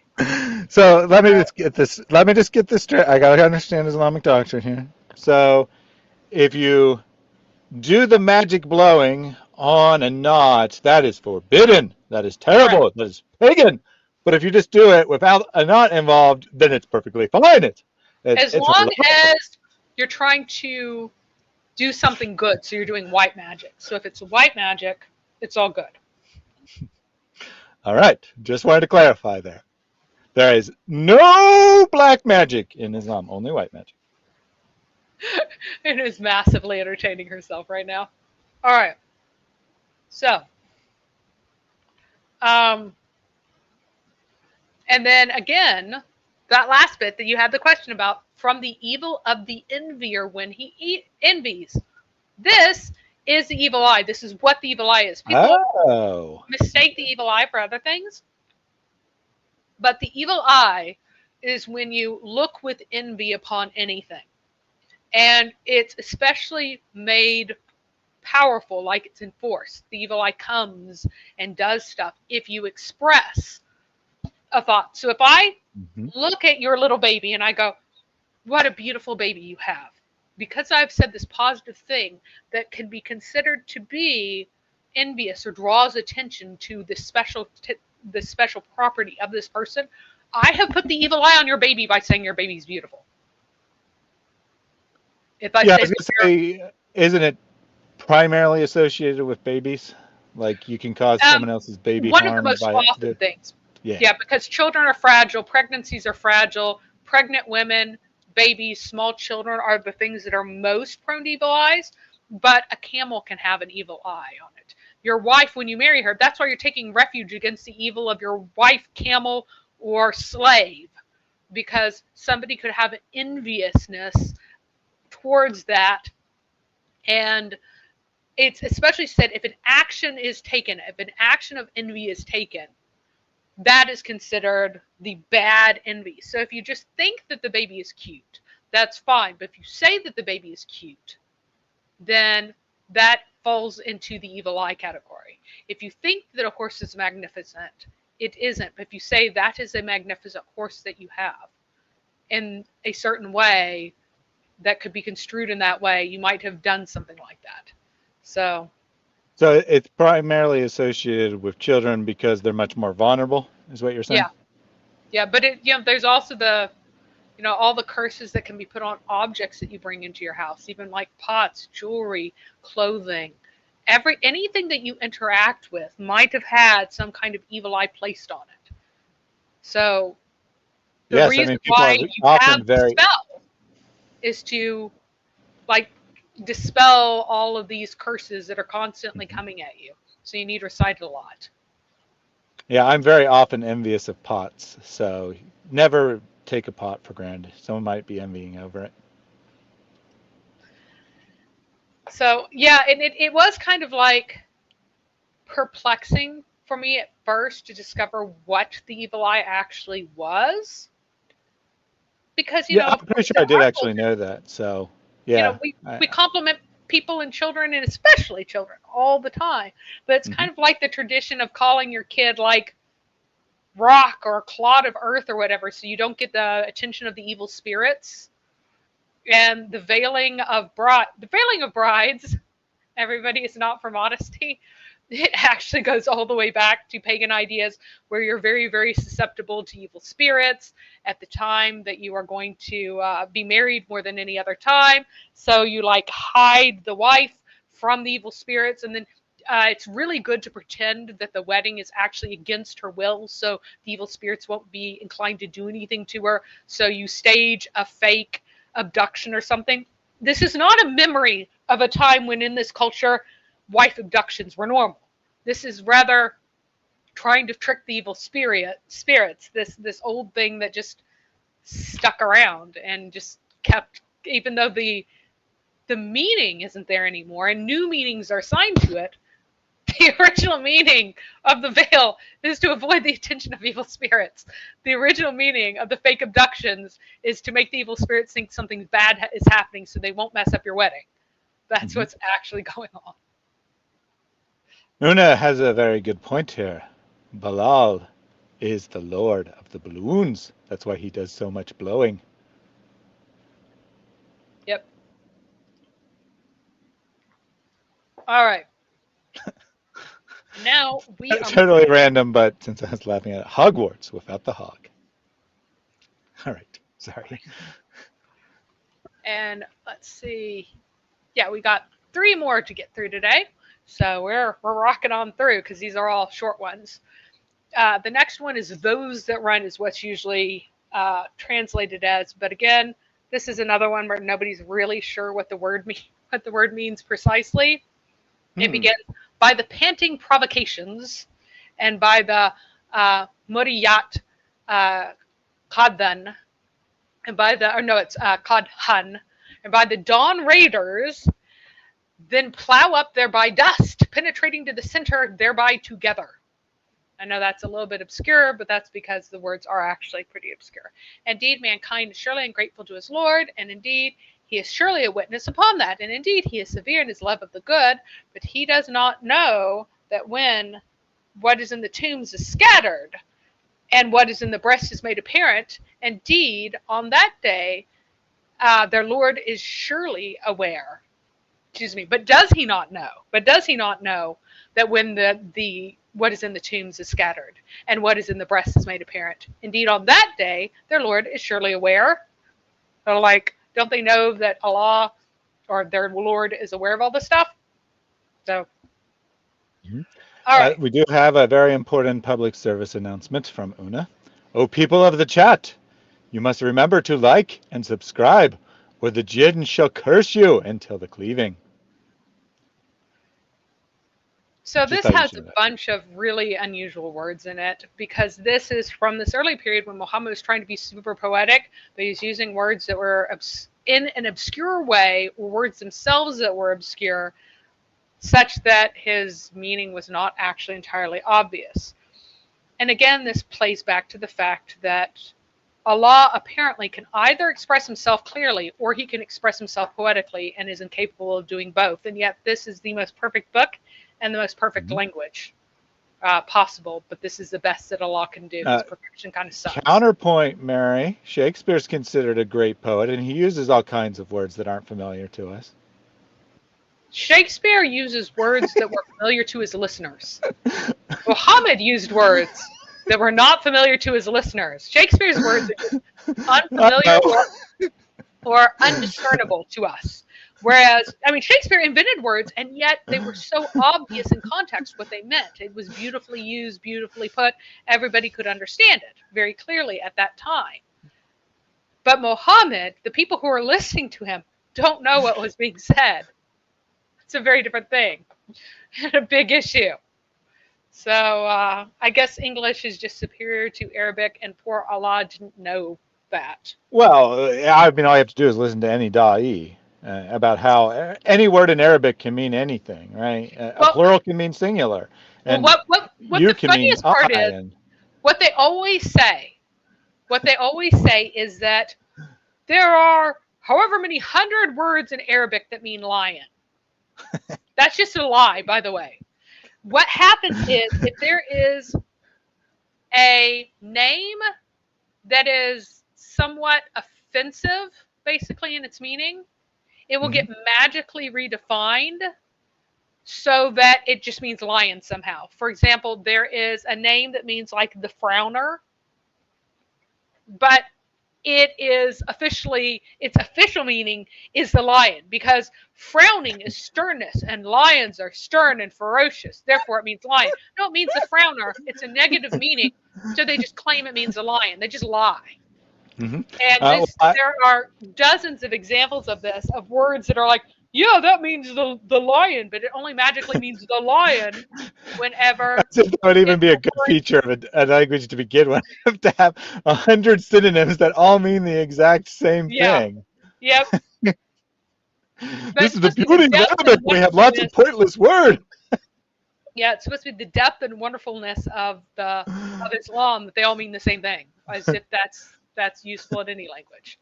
So yeah, it's very funny though, because their example is always lion. So I'm like, oh, well, if I'm just looking at a lion, and if I just say, hey, what about this such and such? Can I say that and you'll know it's a lion? And they'll be like, because you can't. So. Well, I think that the takeaway here is that when it comes to Arabic, there's something you can't fathom. There we go. Why you always lying? Nice. So the first verse, by the panting provocations, is interpreted to be charging mounts. They can't even decide on whether or not these are either definitely horses or definitely camels, but they can't decide on which one. And they are panting because they are running. The next verse has two words that are not found otherwise in the Quran. The first one is related to a root that always means behind or concealed, and the second one means a command or movement order in all other Arabic texts. Thus, it likely means the ones lying in wait in concealment for the command of ambush. And that is actually more or less how it's taken in all the translations, although that's a lot of words for just 2 words. But of course, being bandits, the Arabs had plenty of efficient and specialized vocabulary for staging bandit raids. And this would be one of those specialized vocabulary for bandit raids. And I will say that does seem to make sense with the plain translation there of panting provocations, right? That if they're lying in wait, they also are provoking you. Yep. And so, yeah, I think that makes sense. Yeah, and I think that this actually is the meaning of it. By the Dawn Raiders, and that's Al-Mughira, comes from the same root. It's not the same word, but it comes from the same root. And that would again, makes sense. Uh, then plow up thereby dust, penetrating to the center, thereby together. So the idea is that, you're waiting for the command comes, and now you're plowing up dust and it's flying everywhere. And you're penetrating to the center of the enemy, whether or not you're going down into the center of a caravan that you're raiding and splitting them apart and scattering them, or you're plowing into the middle of an oasis. Okay. Sorry, there's more words. I'll wait till you get to the end. But so far, I have no clue what the heck this is doing in the Quran. But I'll wait till you get to the end. Well, what this is doing in the Quran is that Muhammad was imitating prior pagan writings that No, but it's not. find. I should wait till the end, but it doesn't seem to be teaching anything. No, it doesn't. It doesn't. This is just a poetic section where you're supposed to go, wow, the wonderful poetry. And this kind of interlude of war imagery was common in the non-religious pagan poetry that's referring to, even if you have like love poetry, you'd sandwich it between images of raiding and killing people because they were barbarians. That's how you express your love. It's like Conan the Barbarian, right? What is the best thing in life? The vanquishment of your enemies and the despair of their women, or something like that, right? I will love you so much. I love you so much. I will kill everyone.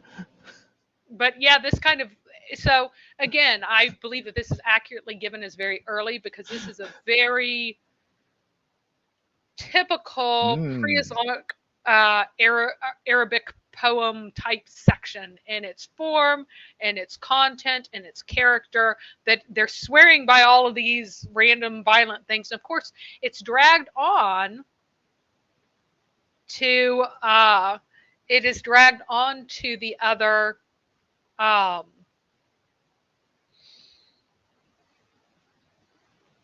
into the time of jihad and associated with jihad, but I think it's very clear that this is actually very early material where he's actually imitating all of this pre-Islamic Arab poetry that would have all of these sections in there just about, sons of the sand and the life of the warrior, and then they start describing somebody's rolls and boobs and butt, and then they go back to fighting again, because, sex and killing people is like what the poetry was about.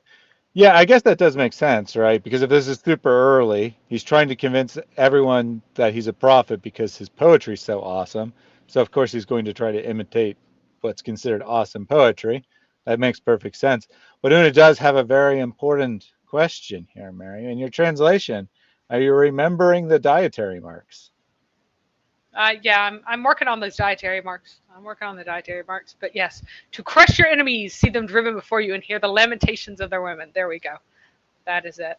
But in this case, the lamentations of their women, and then have intercourse with them, would be the next bit for the Arabs here. Okay, so moving on, this moves from this poetic section to the actual message. About to see.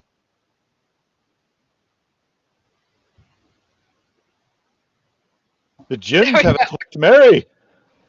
Oof. I don't know why I'm having a terrible allergy attack today. It's not allergies, it's jinn. All right. I didn't change Conan my said makeup. it better. I thought I was using stuff that I'm not. Yeah. So according to Snoopy, Conan the Barbarian created a better surah. All right. Shame. So here's the point, now that you've had this poetic introduction that validifies itself by how wonderful and poetic it is, and that is, indeed, mankind is surely ungrateful to his Lord, and indeed he is surely a witness upon that, and that is, the he's here are massively confusing because they switch. So indeed, mankind is surely ungrateful to his Lord, indeed, and indeed, his Lord is surely a witness upon that, and indeed, his Lord is severe in his love of the good. So all of this is about Allah, right? Yeah, it's definitely ambiguous, but that's probably the leaning I'd lean to, even without the words making it clearly about his Lord. Right, but then, And the next verse, it switches who the he is. But does he not know? Right? And this is a man, right? Mankind. But does No, you can't mankind do that. You can't do not that. know? All these he's got to be the same thing. Yeah, it I should mean, be. It should be, but it clearly is not whenever you put it together. Because well, the yeah, full because he doesn't sentence know. says that doesn't he know that when the tombs are scattered and when what's in people's hearts are made obvious, that their Lord is aware. Right. It's just the ordering of the sentence. It should be like, and it should have the word man in here for it to be like comprehensible. But once you have the sentence as a whole, it's very obvious that it has to have switched subject. Yeah, I agree that it has to be the It's intended just meaning of badly the done. text. It's just not grammatical. No, it makes it's a bit of nonsensical in terms of how it's done. So, it continues. Does he not know that when what is in the tombs is scattered? And this one's really kind of strange because the Quran absolutely takes this to be an event of resurrection, that the bones will be scattered is actually the words that are used here, and it is scattering. It's scattered out. Why would the bones be scattered on the day of resurrection? That makes no sense. And I think it's because it's taking, again, that's echoing some kind of hymn that Muhammad had heard that references Revelation 20:13, that the sea gave up its dead, death and Hades gave up their dead, Hades being essentially the grave, right? And each one was judged according to his deeds. And the idea of the graves giving up their dead was probably somewhere in a hymn that Muhammad heard, and he had this idea that the graves just vomit out the bones onto the ground before they are assembled. Just kind of this free association going one step to one step to one step. I don't know if you can justify that vomiting. I mean, it just says what is in the tombs is scattered. That could be scattered by anything. No, this is about the day of resurrection. On that day No, is always the last day. because of the day in the last sentence, I agree Yeah. that this is about the day of resurrection. What I'm saying is that the tombs don't necessarily have to like vomit out the bones. Anything could be doing the spreading. But it happens. It's associated with that day. It's on the last day. Right. I agree with that. But I mean, it could be like here in Revelation, the sea. I mean, that's not what it means, obviously, in reality. But a big wave could come in and scatter the bones, or a wind, or. I mean, I think you're getting the puke idea. On the last day, all the bones will come up to be scattered and to be scattered before the resurrection itself, and that's part of that. And I think it's taking some kind of poetic reference to the sea gave up its dead to an idea of bones being tumbled in somewhere or another, and then that entered Muhammad's head and ended up on the page. Yeah, that's fine. And what's really interesting here is that, and what is in the breast is made apparent. Because Islam does not actually teach that what is in your heart will be made known. In fact, Allah promises over and over again that He will forever conceal and hide and cover up what's in your heart. And the only apparent thing is whether or not you're condemned to hellfire or you go to Jannah. That's all that's apparent. Yeah, maybe that's what makes it apparent, though. Right? I don't think that Muhammad had developed his theology of covering up the sins forever. That is a Medinan theology that Muhammad introduces at that time. The covering of sins and the fact that you can cover things up. And a lot of these magical benefits of these surahs, Muhammad made up when he was in Medina. He might have introduced a surah before, right? So the surah is from early Meccan, and then suddenly he's like, hey guys, do you know what you get if you recite this? While he's sitting in Medina and all important stuff. And partly when he has ceased to take sin seriously, he begins adding all of these things. So I just realized how insanely disconnected this is, right? Because you just got those random verses which are like apparently a very vague poetic description of waging war, and then you got by the way, the day of judgment, and it's coming. Yeah. Well, the first part is all of his introduction and swearing on things. So he's doing his swearing on things and gets caught up in this poeticness of his oath making, and Oh then yeah, so this is a law, right? This is a law speaking. So a law Yep. is swearing by the panting provocations yes, and whatnot.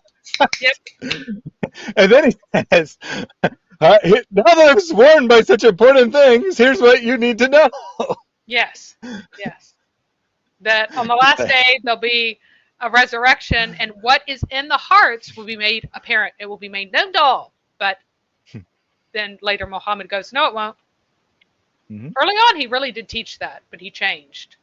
And that Allah is aware, meaning that He knows when this will happen. So Allah knows when all this will happen. You should do all the good things and understand and not be ungrateful, because Allah will know all these things. So I think we have. Yeah, just two so more. We're rocking it. Snoopy has an alternate suggestion for you as opposed to Revelation there, reference to when the dry bones are prophesied over and come together to form an army. Yeah, that's the Valley of the Bones, but this is specifically about not about exposed bones lying out, but about the graves, the bones coming out of the graves and being scattered. So they're already in tombs, and then they come out and be scattered. So the Quran does make a reference to the Valley of Dry Bones, but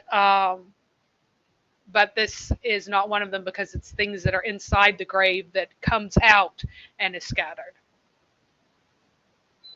So the next verse, or the next surah, is another excellent one that people don't actually know the meaning of either, and where the name itself is the word that they don't know the meaning of, because that's what we do. We take the weird word that nobody knows the meaning of, and we make it the title. Well, that's what makes this distinct. Yeah, What? that's what makes this distinct, is that weird word.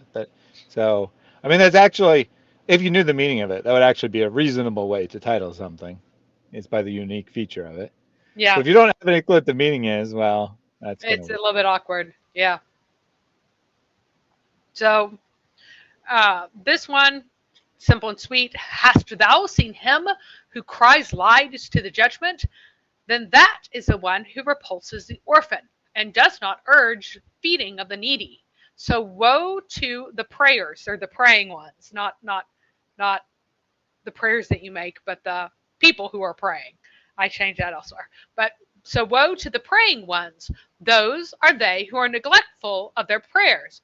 Those are they who would make show and deny victuals. Okay, so am I mistaken here, or is this a reversal of the logic, right? Because you can't actually see someone who cries lies to the judgment, but you can see someone who repulses orphans and doesn't feed the needy, etc.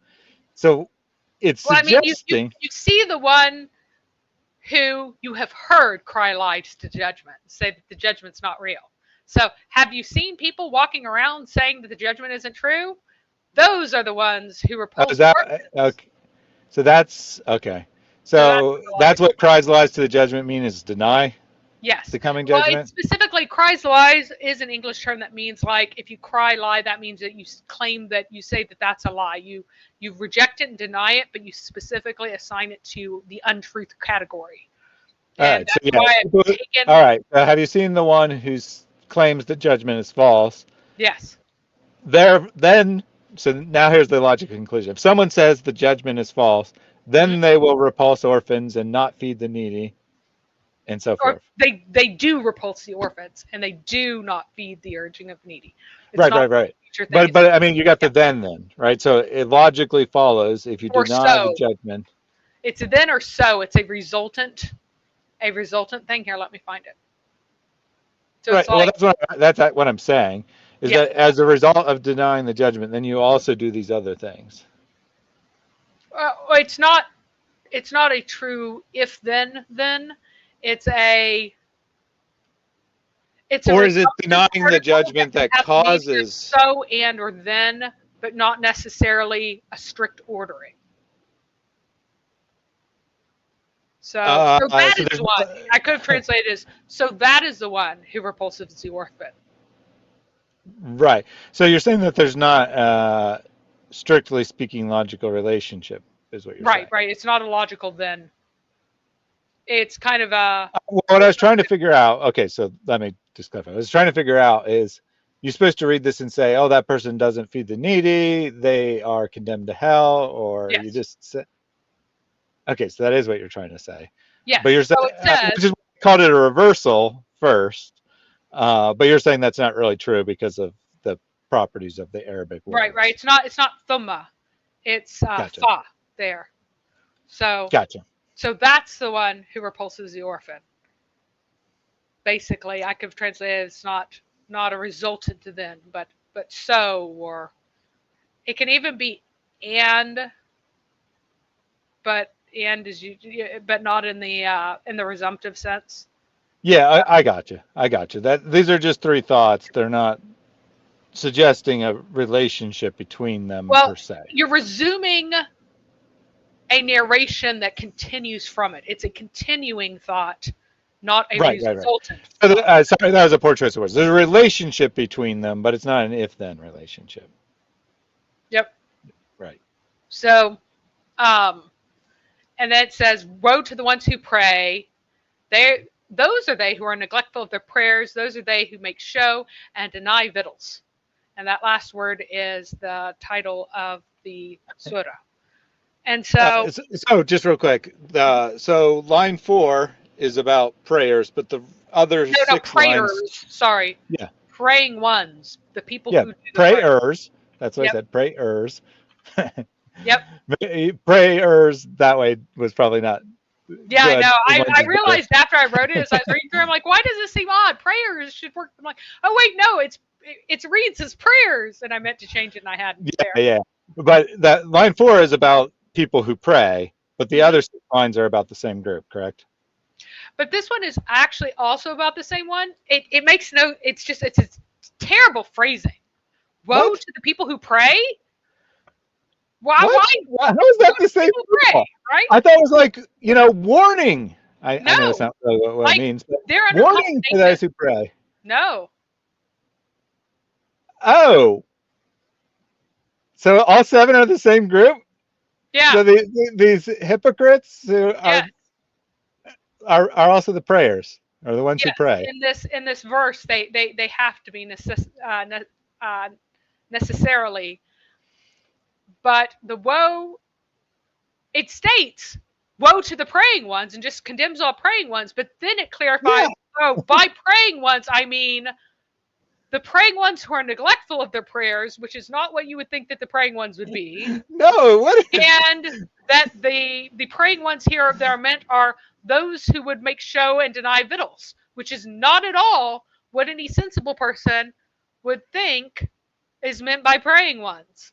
Or But being neglectful in prayers either, right? yeah, right. Like, I if you're wouldn't call you neglectful, a you're not praying doing one it. if You're not neglectful. doing them for show. You're not doing them at all. Right. That's what I would say. Right. Weird. That would be a praying one. Like that would be the non-praying ones, of the ones who, or at least the insincere, inconsistent, or something. I wouldn't just call them praying ones. It's very confusing. So this first verse has a variant, and instead of asking, "Hast thou seen him who cries lies to judgment?" it says, "I saw him who cries lies to judgment." Mm. And it's Allah speaking then, saying that Allah has seen the one who cries lies to judgment. Then it continues on. And of course, the Islamic sources say that this is describing a particular individual. Oh, and of course, it also can't decide who that particular individual is, whether or not it's Al-Walid, Abu Jahl, Amr ibn Aida, or Aid. I don't even know how to say that. Abu Sufyan. I haven't heard that one said by anyone. Abu Sufyan, like who it is, which bad guy is it? Nobody can decide. But the important point with the fact that even having no idea which guy it is, that they feel the necessity of providing context. It plays to what type of book this is. This is not a book that is giving general instructions and guidance for everyone, but rather every single revelation is tied to a specific time, place,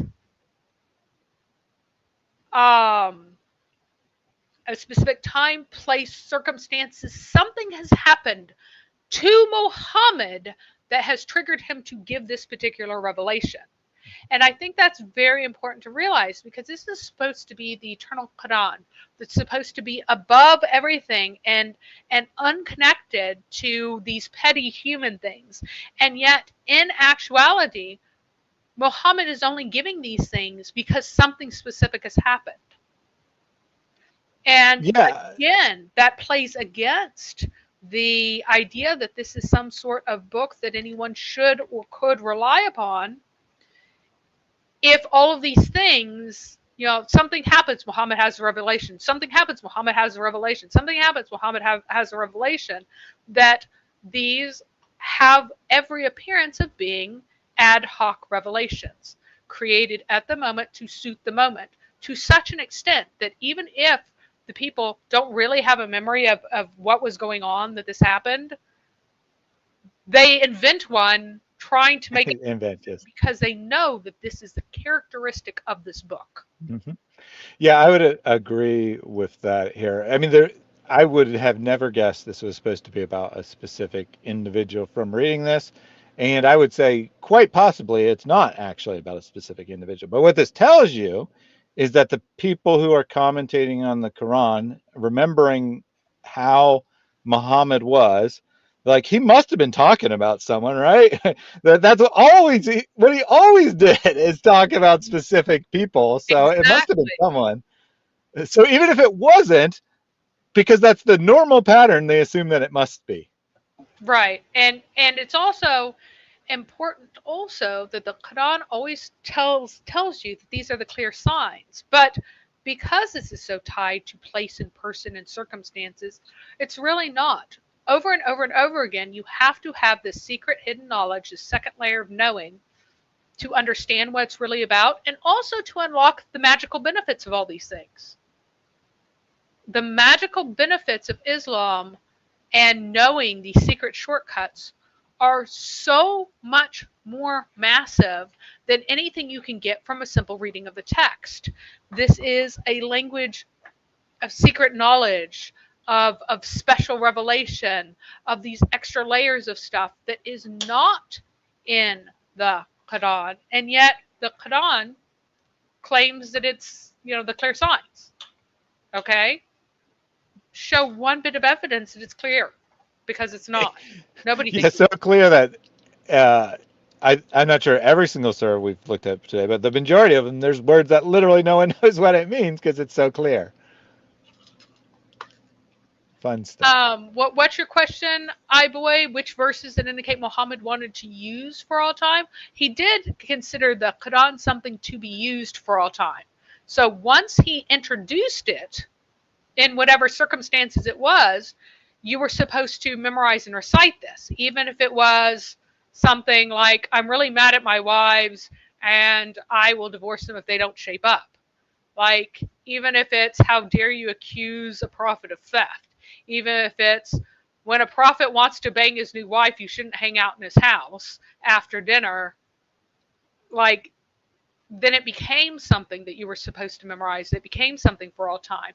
But it's so clearly tied to the time and place of revelation that belies the eternal claims that are made within it. So, all right. Now, the last word here that I translate as victuals. It is one that has all kinds of ridiculous numbers of debates about what it means in the text. No related root is used in the Quran, not even the root used in a totally different word. But the word is used with regard to certain watercraft, possibly because of an earlier bowl type meaning, like watercraft is shaped like a bowl. It's a vessel, just like the word vessel.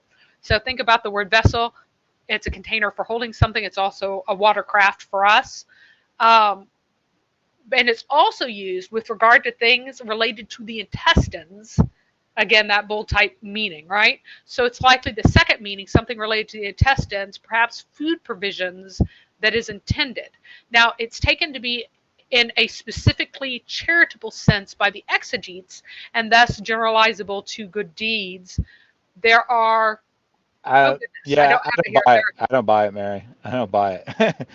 I think a more probable explanation, without actually being able to suggest a specific word here, is that there's textual corruption and a letter's been changed and it was a different word. Because this makes no sense whatsoever. Well, just, it may have the very simple meaning of food provisions. Like that. But that doesn't have anything to do with the context, right? Well, You're that you talking about deny them. praying and So it's about hypocrisy. it's about the denying and urge the feeding of the needy. It ties back to repulsing the orphan and the feeding of the needy. So they're making show. They're neglectful of their prayers. They're making show, but they're denying those needy people up there. They're denying them their victuals. Yeah. So it's circling back. Good choice of English word, because no one knows what that English word means either. So there you go. Everybody knows what victuals. Who doesn't know what victuals? Do you guys know what victuals mean? I don't know. I have never heard that word, and I imagine most people haven't either. It means food provisions, and it's spelled victuals and pronounced victuals. I've never heard it. Okay, you have to have read. You have to be a fantasy nerd to some extent. Read some fantasy books, all right? Come on. I mean, any? maybe. I probably always have victuals in them. In fairness, I probably have heard it, but I had no clue what the word meant. So. Yeah, it means food provisions. So if you talk about victualling the army, it means providing the army with food. To get food provisions, it's just one word instead of two, right? And okay. So the word is actually both. Daniel asked whether or not bowels or bowls. So the original word probably have a sense of some sort of vessel or container, and then became abstracted to your intestines, your bowels, as well as a seafaring ship, because those, with the way languages work, they can be associated like that. Mm-hmm. Now, so this is a linguistic miracle, because you got a similar spelling in English and in Arabic. So there are exactly 13 different explanations for this word that are given in Al-Qurtubi. And one of them appears to have been the one that was kind of adopted for the typical translation that is given, and was adopted by Sahih International Daily Necessities. And this title comes from a hadith from Aisha that was associated with the surah, which identified that al-muqun, or muqun, there we go, or ma'un, goodness, ma'un, better. Sorry, Arabic's going to kill me one of these days. Which is that which was permissible to prevent that which is not permissible to prevent someone from getting, such as water, salt, and fire. Aisha's hadith is as follows. I said, O Messenger of Allah, what is a thing that it is not permissible to prevent, basically to deny someone from having? He replied, water, fire, and salt. I said, O Messenger of Allah, the water I understand, but what about fire and salt? Why can't you deny that to people? And he said, O Aisha, whoever gives fire, it is as if he has given in charity everything that was cooked in that fire. Whoever gives salt, it is as if he has given in charity everything that was used to season the salt. Whoever gives drink of water, wherever there is water, it is as if he freed 60 souls. And remember, freeing someone from slavery, if they're Muslim, is a get out of hellfire free card. So all you have to do is stand by the road and just hand people water, and you get 60 get out of hellfire free cards every time you hand somebody water. So again, this goes to this parallel secret understanding of Islam that you should have. So, John Wilson provided context for us. Victuals means the word spelled as victuals, which means food or food supplies derived from Latin victus, meaning food. The old English spelling was indeed victuals, and then the goofy spelling geniuses got in and went, no, even though the Old English people pronounced it as victuals, let us make it spelled as if it's still from Latin, so that people Which is feel weird really because usually stupid. the opposite happens. Spelling What? rarely changes. Oh yeah, that Usually happened the all the time. opposite happens. Spelling is rarely changed in comparison to No, pronunciation. no, they did change the spelling. That's the point. Oh no, So no, I'm no, I'm yeah, not suggesting this is false. I'm just saying that's rare because it usually no, goes it's the other changed all the time. The reason we have way. be in debt is that these smart alecks went and changed it. They literally changed the B and put it in. There are all kinds of words in English that were once spelled the way they were pronounced. And then these 18th century know-it-alls wanted to make To them go back to the spell Latin spelling. Uh-huh. more like their etymology, sometimes wrongly. Sometimes they were just wrong about the etymology, but they wanted it spelled like the etymology, even though it's not pronounced that way. And so change the spelling, and then that way, everyone who doesn't know what the actual pronunciation is will look like an absolute moron in public because they will say victuals Mm. instead of victuals, as it has been pronounced since Old English. So, And so several people, including Mark Fish, pointed out that word is used often or was used often on Beverly Hillbillies. I technically have seen that. It was definitely aired before I was, probably before I was born, at least before I was old enough to remember anything. But I have seen a few episodes in old reruns. So there's that. And then someone else said it was in a book. Philip said it was in the Redwall book series. So I guess I'm wrong. I guess lots of people do know what the term means, but I didn't, at least. oh yeah, Redwall, my youngest son, like I've tried to introduce it to all my kids, but only one of my kids loved the Redwall, and I have bought like 15 of them now because it's the world's largest series. I really liked it whenever I was about 11. I thought it was super cool. Anyway, And Daniel wants to know if it could be related to diacritical marks. their That uncertainty, no, it's just a really they. It's not that they didn't know what the word was in this case. There are words that have issues because of diacritical marks. This one is just like they're just not really sure what Muhammad means by this. But it got associated with this thing. So, but yeah. Oh, and then Muhammad continued, and whoever gives a drink of water where there is none. So there's if you give water where there is water, it's as if you freed 60 souls. So if you stand on a street corner handing out bottles of water because people have access to water, you get the credit of freeing 60 souls. And whoever gives a drink of water where there is none is as if he has saved a soul. And whoever saves a soul, it's as if he has saved all mankind. So you get all the credit of saving the lives of every person in the world if you merely give water to someone in a place where there isn't any water. So if you're out hiking and somebody's thirsty and that person doesn't have any water available to them and you give them water, then you get the same merits as if you have saved the lives of literally everyone in the world. So there we go. I don't know if you're intending to still show the text of the surah or if you were intending to show something else. Oh, I hadn't copied and pasted that one in. Okay, just checking. Just checking. Yeah, that's because I just hadn't copied it in. And then, oh wait, here we go. Nope, yeah, I hadn't copied and pasted it.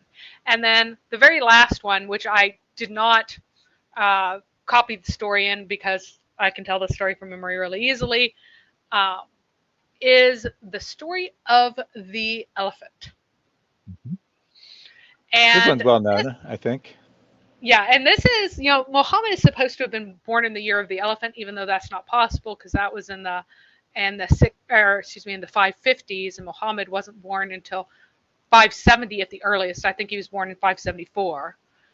But this story is a story that Muhammad told that is part of when he tries to make the Kaaba a genuine monotheistic location. So I believe that the Tanzil documents are completely wrong in this case. This was not an early surah. This did not come about until around the time that the boycott of the Hashim was lifted.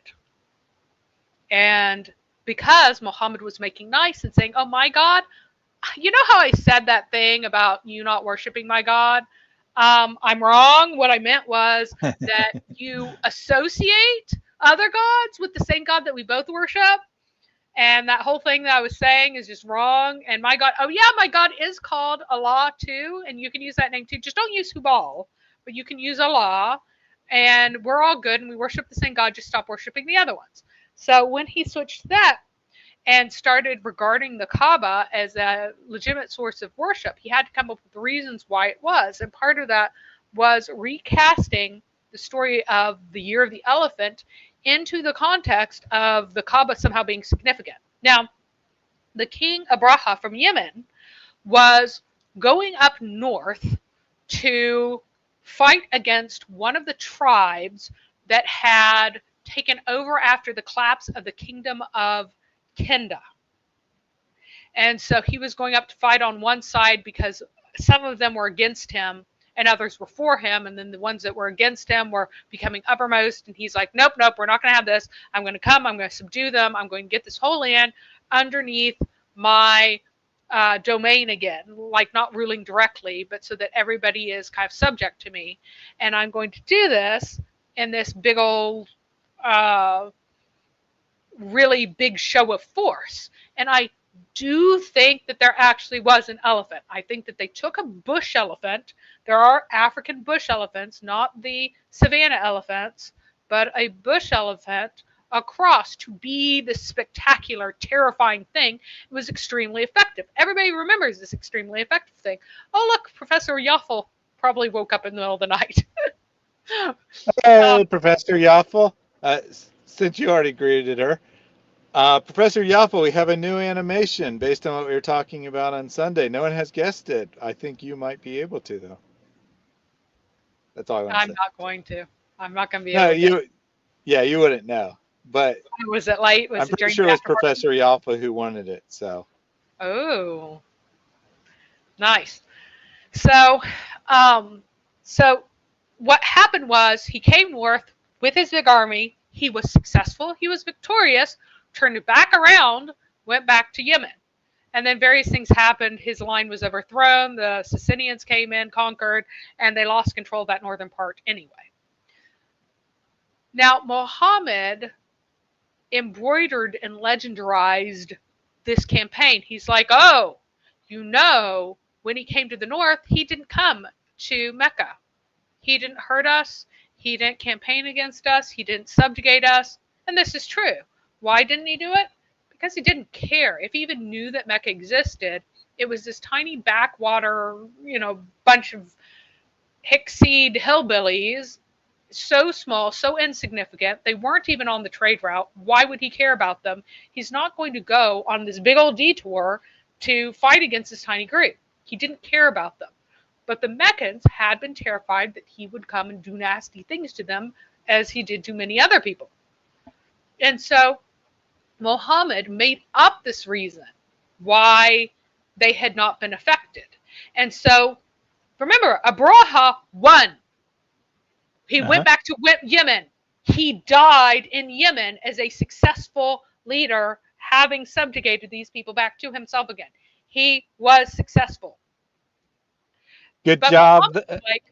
What? Sorry, just good job, Gordon. Even though I said that, I asked people to guess it the whole time. No one ever did. And then Professor Yaffle shows up, and I said, yeah, Professor Yaffle probably knows. And then Gordon says, why are you running, boy? Which running is what triggered it. You saw it could also be triggered by tap dancing. So it's kind of a combination of Muslim shuffle, doing the tap dance, or running away. Either or will work.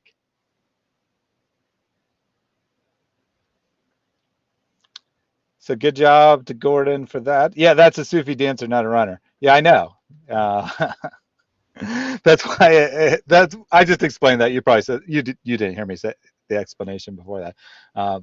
But it's a combination of those two ideas of Muslims avoiding the conversation by tap dancing or by running away. Oh, I don't think Gordon was trying to trigger it. No way. He wasn't trying to trigger it. I said it would be. I said it would be triggered on accident eventually, sooner or later, and I was right, of course, because eventually someone was going to talk about. I want to see it because nice, very nice. I like that.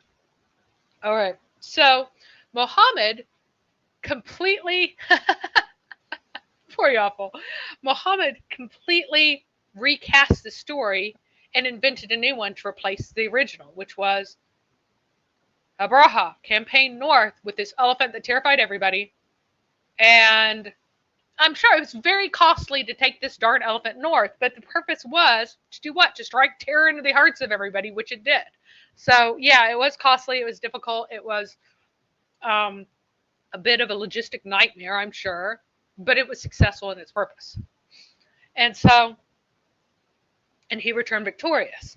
Muhammad changed this. He's like, do you know how it was in the land that this did not happen to you, that we were not taken over?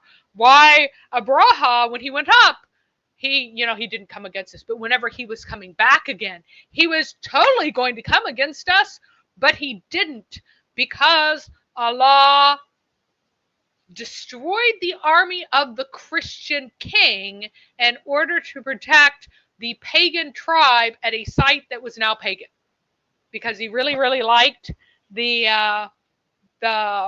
Kaaba, which was currently pagan, but that's okay. Allah really liked it, because really, originally, it wasn't pagan. So Allah really liked it. And so what happened was they were going to march against us, and then at this time, he's becoming Allah, basically. Allah sent the birds to go and grab bits of clay and rocks and stone them all to death, and then they all died, even though there aren't any bones there. But that's why there are rocks at the bottom of these of the pathway, because Allah totally did this. Now, by this time, it had been half a century. And Muhammad isn't saying that you guys saw this happen. He's saying that, did you not see? Do you not know why you're protected? Do you not know why you're safe? It's because Allah did this thing that you never realized that he had done. And yet, here we are, the proof of the Kaaba and my prophethood and Allah and all this nonsense is that Abraha was totally going to take us over, but didn't, because Allah really, really liked this pagan site. Mm-hmm. And so this is often taken as proof against a historical Muhammad. But this is just a story that he told. He's not suggesting he was there.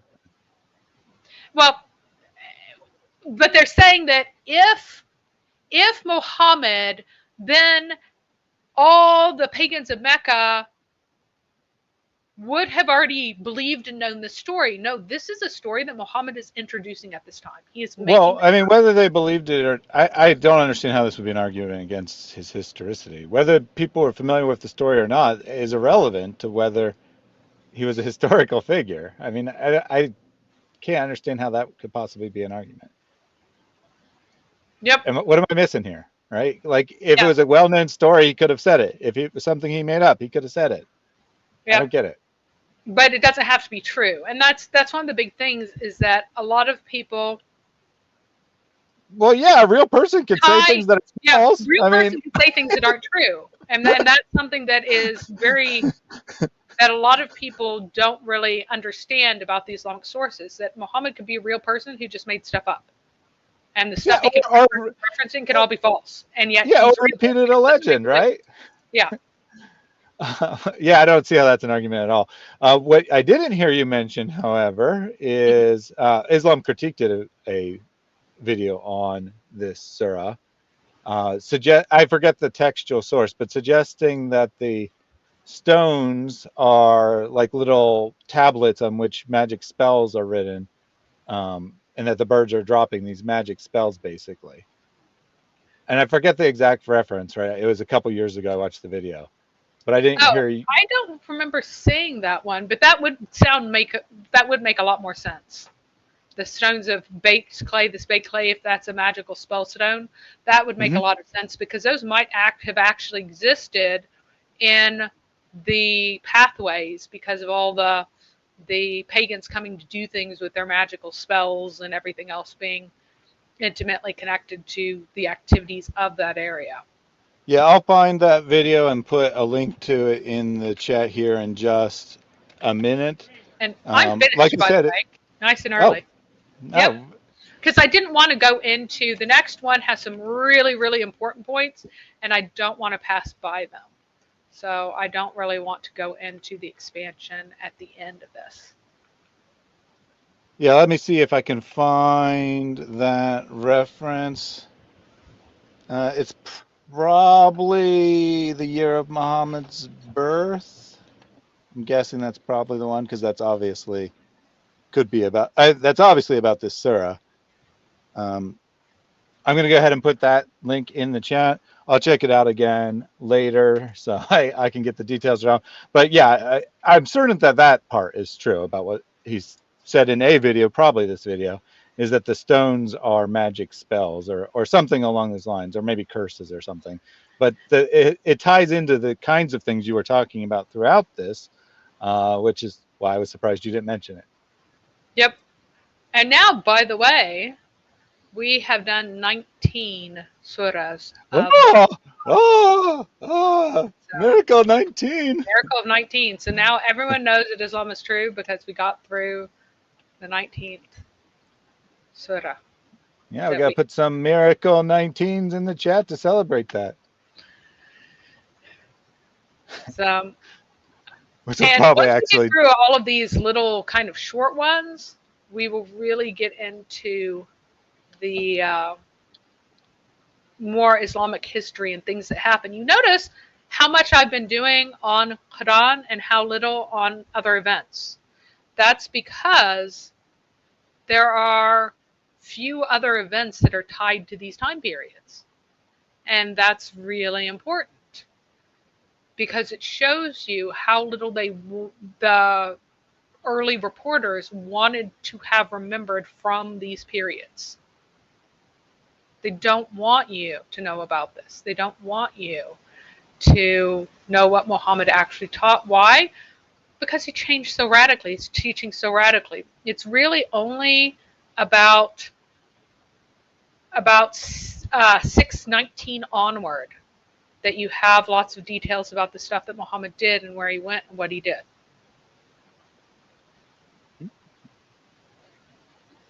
You see, 19. All the proof you need if you are ultimate truth. Professor Waffle did it, or Professor Yaffle. I'm hungry. Professor Yaffle did it. She got the tap dancer with tap dance to go across. There we go.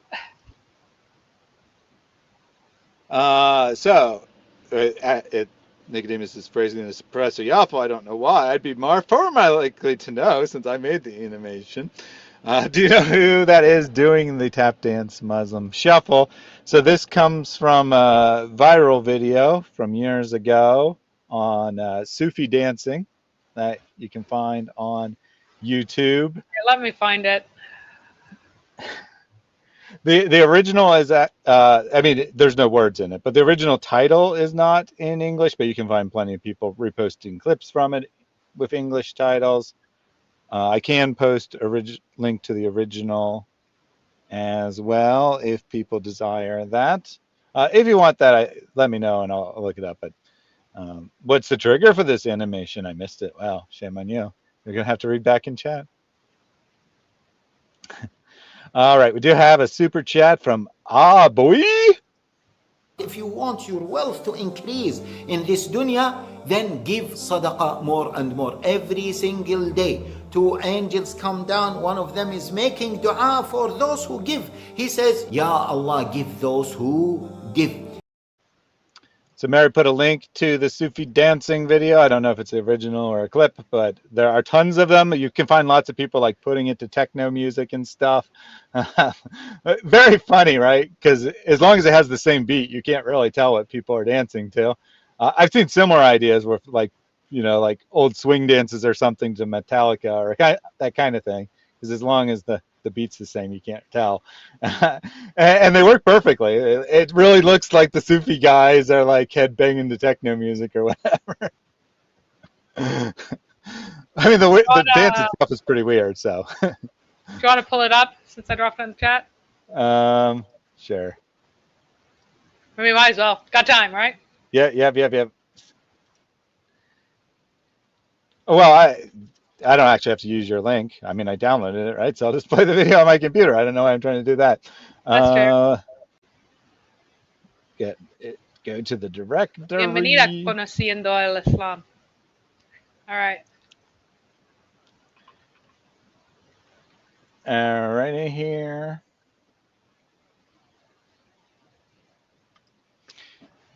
Let me get that added as a screen share.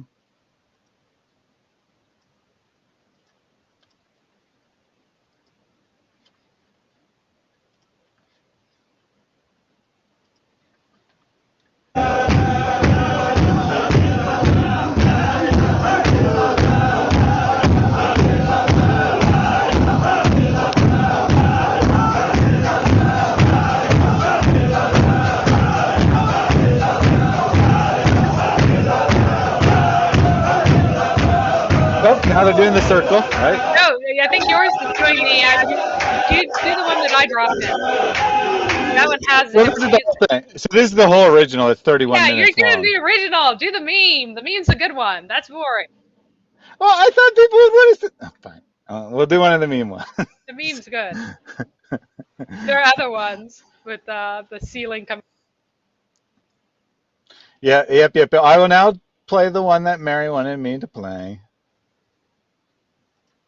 Give me 1 second to open it. I won't download it, so it's fine. It won't take forever. I'm just gonna copy and paste. Put it over here. Maximize it.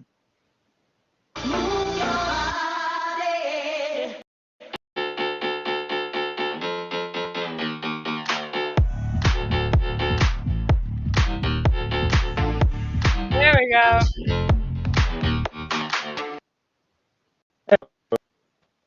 Those. I mean, there's a crap ton of them of dancing to various different songs, but I think it's the original. So there you go. Islamic or Sufi anyway. You can debate whether Sufis really count as Muslims, but Islamic dancing there for you. But yeah, so that's the inspiration. I found, I took a segment out of it where one particularly animated guy walks across while everyone else is stationary. And that is what I used for the thing. It took me quite some time to extract him out of there. So I hope you really enjoy that. Oh, and I added my favorite. I added my very favorite one, by the way. All right, let's do that. Here's my favorite version of it. You know, these seconds of clips of song is probably going to get this thing demonetized, but you know, whatever. To have a song.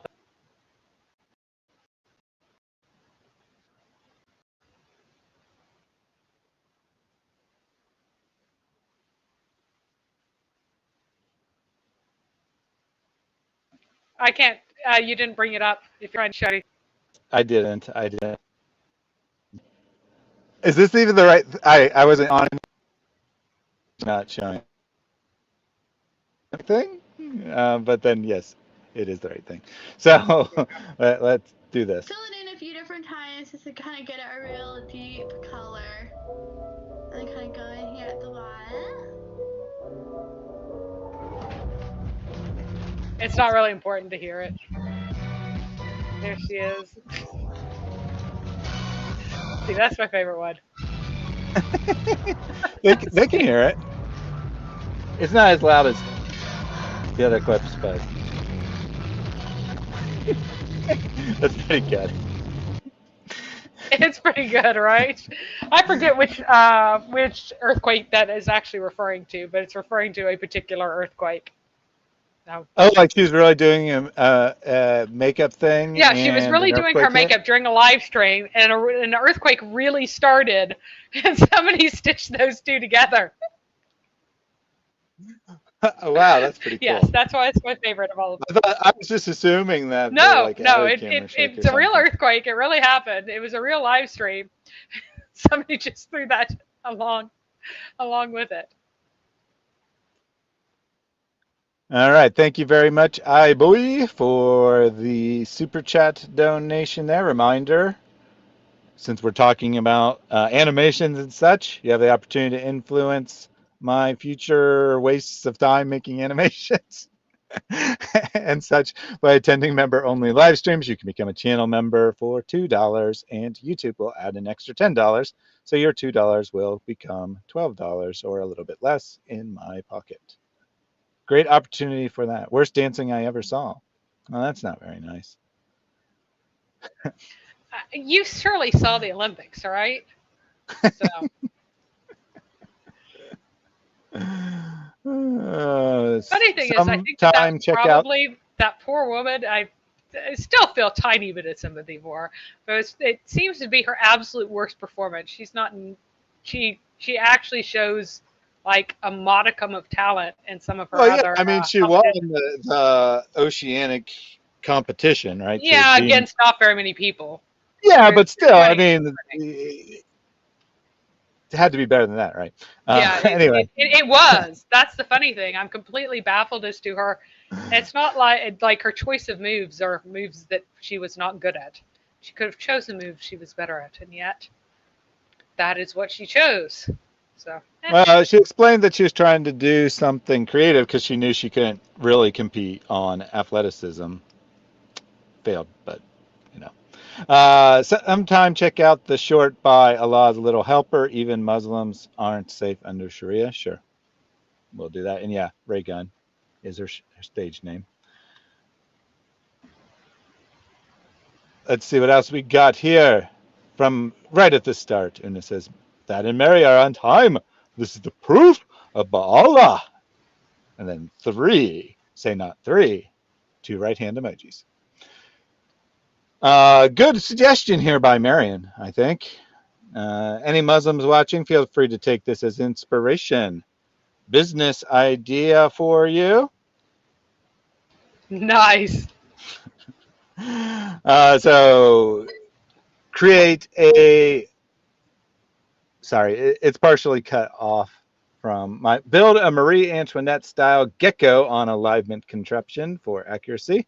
I had to switch views because I couldn't quite see the first words. And breed geckos to maximize the number of unalived geckos, because geckos equal money, or at least points in Allah's book. They're as good as giving loans, in fact, if you kill them with 1 shot. If it takes 2 shots, well, that's not as good. Are they allowed to stone the jinn for adultery? Very important Sharia question there for you, Mary. That would be a very, very interesting question. In general, you don't stone women for adultery with jinn, so I would assume you wouldn't stone the jinn for adultery either. Like, women just have husbands and also jinn husbands. And it's apparently fine. Mm-hmm. Mm-hmm. Wait 1 second. My doggy's crying to go outside. He's like, oh, I'm a poor, sad little doggy who eats people. Marion wants everyone to know she does not watch makeup tutorials. Good to know, Marion. Now we know why your makeup is terrible. Snoopy says the prophet did not want to be caught up in his lies. That's why they did not stay to talk, I think. I don't know if the context of this was him kicking out his dinner guests or not. I don't think it was, although it fits with that. But yeah, Muhammad definitely didn't want to get caught up in his lies.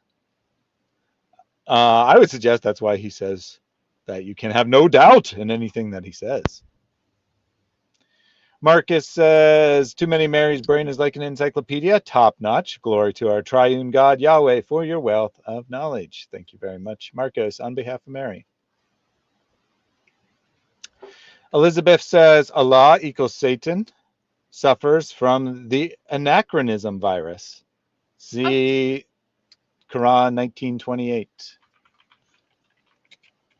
Since we have time, I would like to also stream an absolutely hilarious short Rob did recently. Where is it? Absolutely. Oh, where did he put it? Oh, so it was the dinner guest. Okay. Oh, check. 19 seconds in? I don't know what this is, but it's got number 19. What am I checking, Mary? Twitter for me. It's the one that I... it's... No, it is the Inspiring Philosophy one. Hang on. Where is it? Yes. Here it is. Hang on. This one just appeared here. Yes. All right. I'm going to drop it in the chat. All right. Well, we got Una's video. I don't know what it's about, but she says the good part is at 19 seconds in, and that is enough proof for me.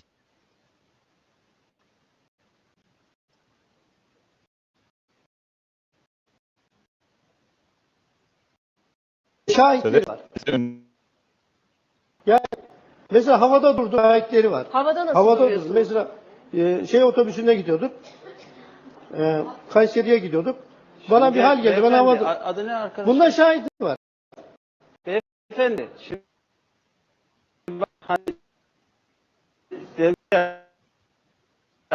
ben Halep'te 70 arşın. All right. Well, sorry there. It's buffering a little bit. Got too many That things is very going on. impressive. 70 arşın diyor demiş.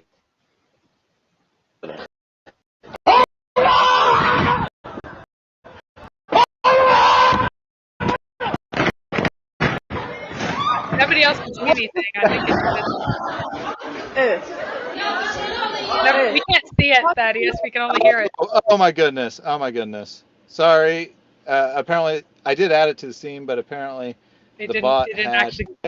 Hang on 1 second. We're getting video. See it and put up. At 19 seconds. It is at 19 seconds too. Give me 1 second. Give me 1 second. I will play this. We will see it. Hang on.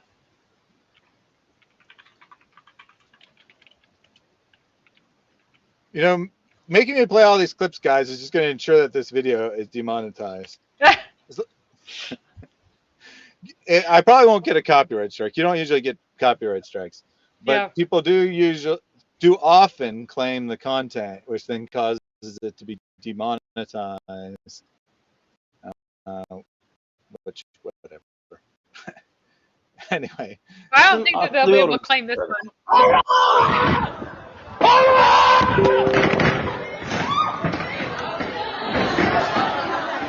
Evet. Evet. Sabri Bey ne yapıyorsunuz? Bunu Just having an argument before that, he loses his mind.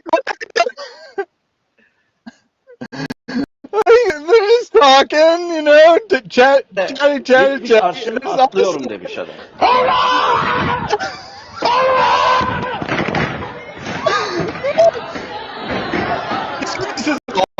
I'm the producer, like,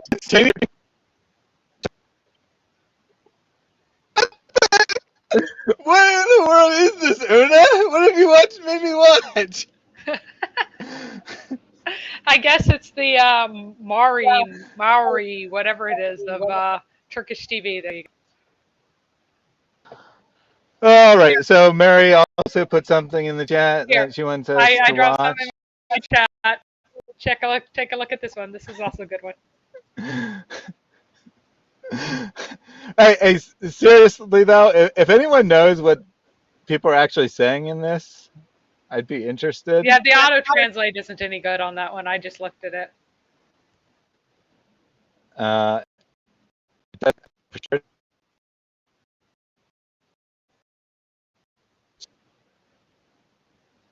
Anyway. Yeah, but the audio is really poor. The position is not rational. It's a healthy female of breeding age. I think there's a little more to it than that. My database does not encompass the dynamics of human pair bonding. That one. Confusion is not rational. Weird. I already like this video. Isn't it excellent? Oh, did you have no memory of having seen it before? No, I knew this. I knew. Okay. I didn't know what you were linking to. It's not like I know what TSNAD4 is. Right. But I knew this video. That one only popped up in my recommendations recently, and I cackled like a maniac. The Terminator reference. Mm-hmm. Human pair bonding. What the Nephilim happened? Yeah, good. Oh, my dog has decided that he does not indeed like the rest of my family and wants to come back.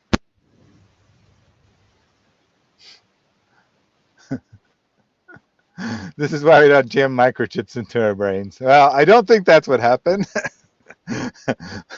Although I would not recommend putting a microchip in your brain. I seriously doubt there was a microchip in his brain that caused him to do that. I mean, there's several possibilities. One is that it was completely staged, right? That he did that to get attention. Two is that he had some kind of psychotic break. Now, the Muslim's going to tell us that a jinn attacked him or something. This dog is coming up behind me and biting my butt to try to get me to take him outside and play with him. It's not allowed. So if it is Turkish, then yeah, AP could definitely translate it.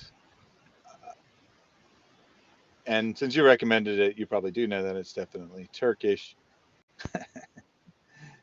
Do out of my shorts, Aisha's homework. Sure, we'll do Aisha's homework. And then we will wrap up. So, Mary, what do you want to do next week? Do you want to do a stream not do you want to do a stream? Do you want to do another Quranic stream or do you want to do a silly reaction video? I would like to do a silly reaction to give me some time to get ahead because I've just got so much on my plate right now that I'm out of my buffer. My buffer material is gone, and I need suspected you might want time to work on something else, given that you have a debate coming up and all, which is why I was asking. So next week we'll do a reaction video to a Muslim Dawah video. And sorry, Nicodemus. I took me a second to find this because I just tried to search for Aisha's homework Nicodemus and that did not work. I had to actually go to your channel and search for it, so it took me a second, but I was going to say, but I have it now, except I don't. Is it not? I put in Aisha in the search and nothing came up. I don't know. I'm clicking on shorts. Okay. Yeah, you spelled Aisha differently than me. That's the problem. Maybe if I'd spelled it your way, I would have found it in a regular search. And I had to get directly to your channel. I don't know. Why did I copy link address? Put link over here on the screen I'm sharing. Alhamdulillah.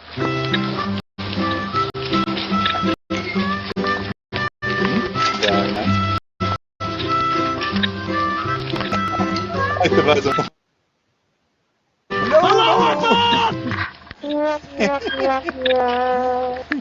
I have already seen so many memes with that lady. It's hilarious. Doing that, we should get that lady on our clip. Saying anything and be perfect for it to be on the screen. Or maybe she is in the original, I don't know. But she doesn't need to be saying anything. So yeah, we could get her on and say an animation, I think. Have you seen those memes yet? No, this is the first time I've seen that clip. I've saved one of them on my computer. So what happened was she's been on TV celebrating the the October was it October 7th attacks and everything, and then she was brought back onto the TV show to be interviewed when she when Nasrani was killed, and she's all grinning and smiling and happy when the first I didn't screenshot it when the first ones happened. And then in the second one, she's asked for a comment. She goes, no, no, no, no, no. And she's just crying whenever, her terrorist leader has been killed. And now there are memes with her smiling and then like that in contrast to one another. Some of which aren't even at all on topic. She is now literally a meme character.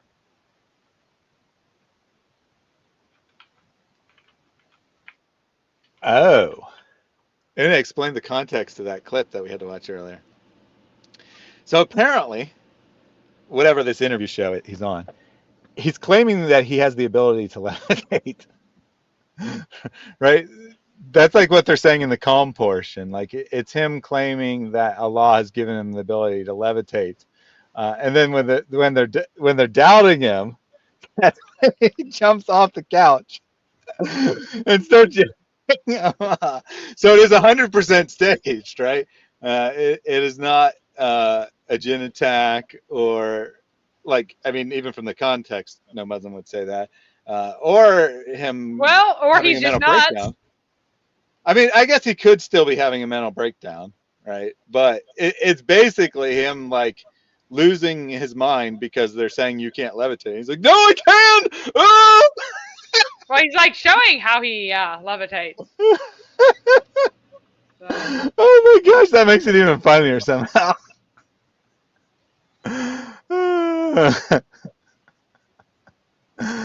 All right. I had one more audience comment from earlier that I wanted to read. Anton says, I like when Muhammad said everybody has a devil. I do too, but mine helps me. Completely accurate there, right, Mary? Yep.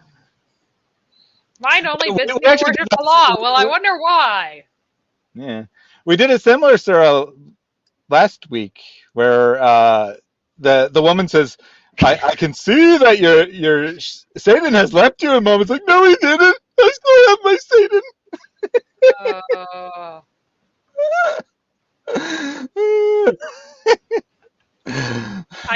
I was looking for the meme and I can't find the meme, but I found another one that says, never ask a woman her age, a man his salary, the Iranian ambassador why he had a Hezbollah pager. All right. There you go. All right. I think that we'll wrap. Looking at me and whimpering pathetically. I hear him. Playing sad little doggy. Dude, you're like 100 pounds. No one believes that you're a sad little doggy. Okay. So Houston says, if your devil converts to your religion, that's a big red flag. Does seem to be a little suspect, I must admit. So Nicodemus says, is the debate on a different stream, so we're getting redirected. If you're referring to the debate with Robert Spencer, that is weeks away. So no, you're not getting redirected to that. We don't even have a date yet. And the venue is uncertain. It might be here on this channel, or it might be on David Wood's channel. He did say that he was interested in hosting it. But as I said to my audience previously, David says a lot of things like that. He doesn't actually have time to do everything that he suggests that he'd like to do. So he has first option of refusal. But if he does say, I don't have the time, or maybe in a couple months or something, then we'll have it here. Either way, we will have the debate.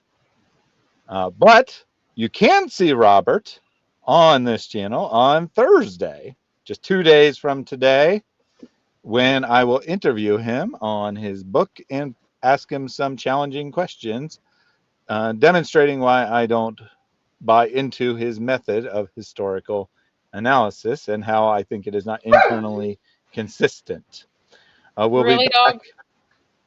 We'll also be back on most likely Friday for weekly Bible study. I will do some sort of stream over the weekend. might be a zany stream with my wife, making her react to an Islamic propaganda video. She's tentatively agreed to do that. It's just a question of does she feel up for it on that particular day, or alternatively, I'll have a members stream where we can have fun with this. I have several probably silly shorts ideas, but I want to run them by you guys potentially. Pretty easy to make, generally speaking.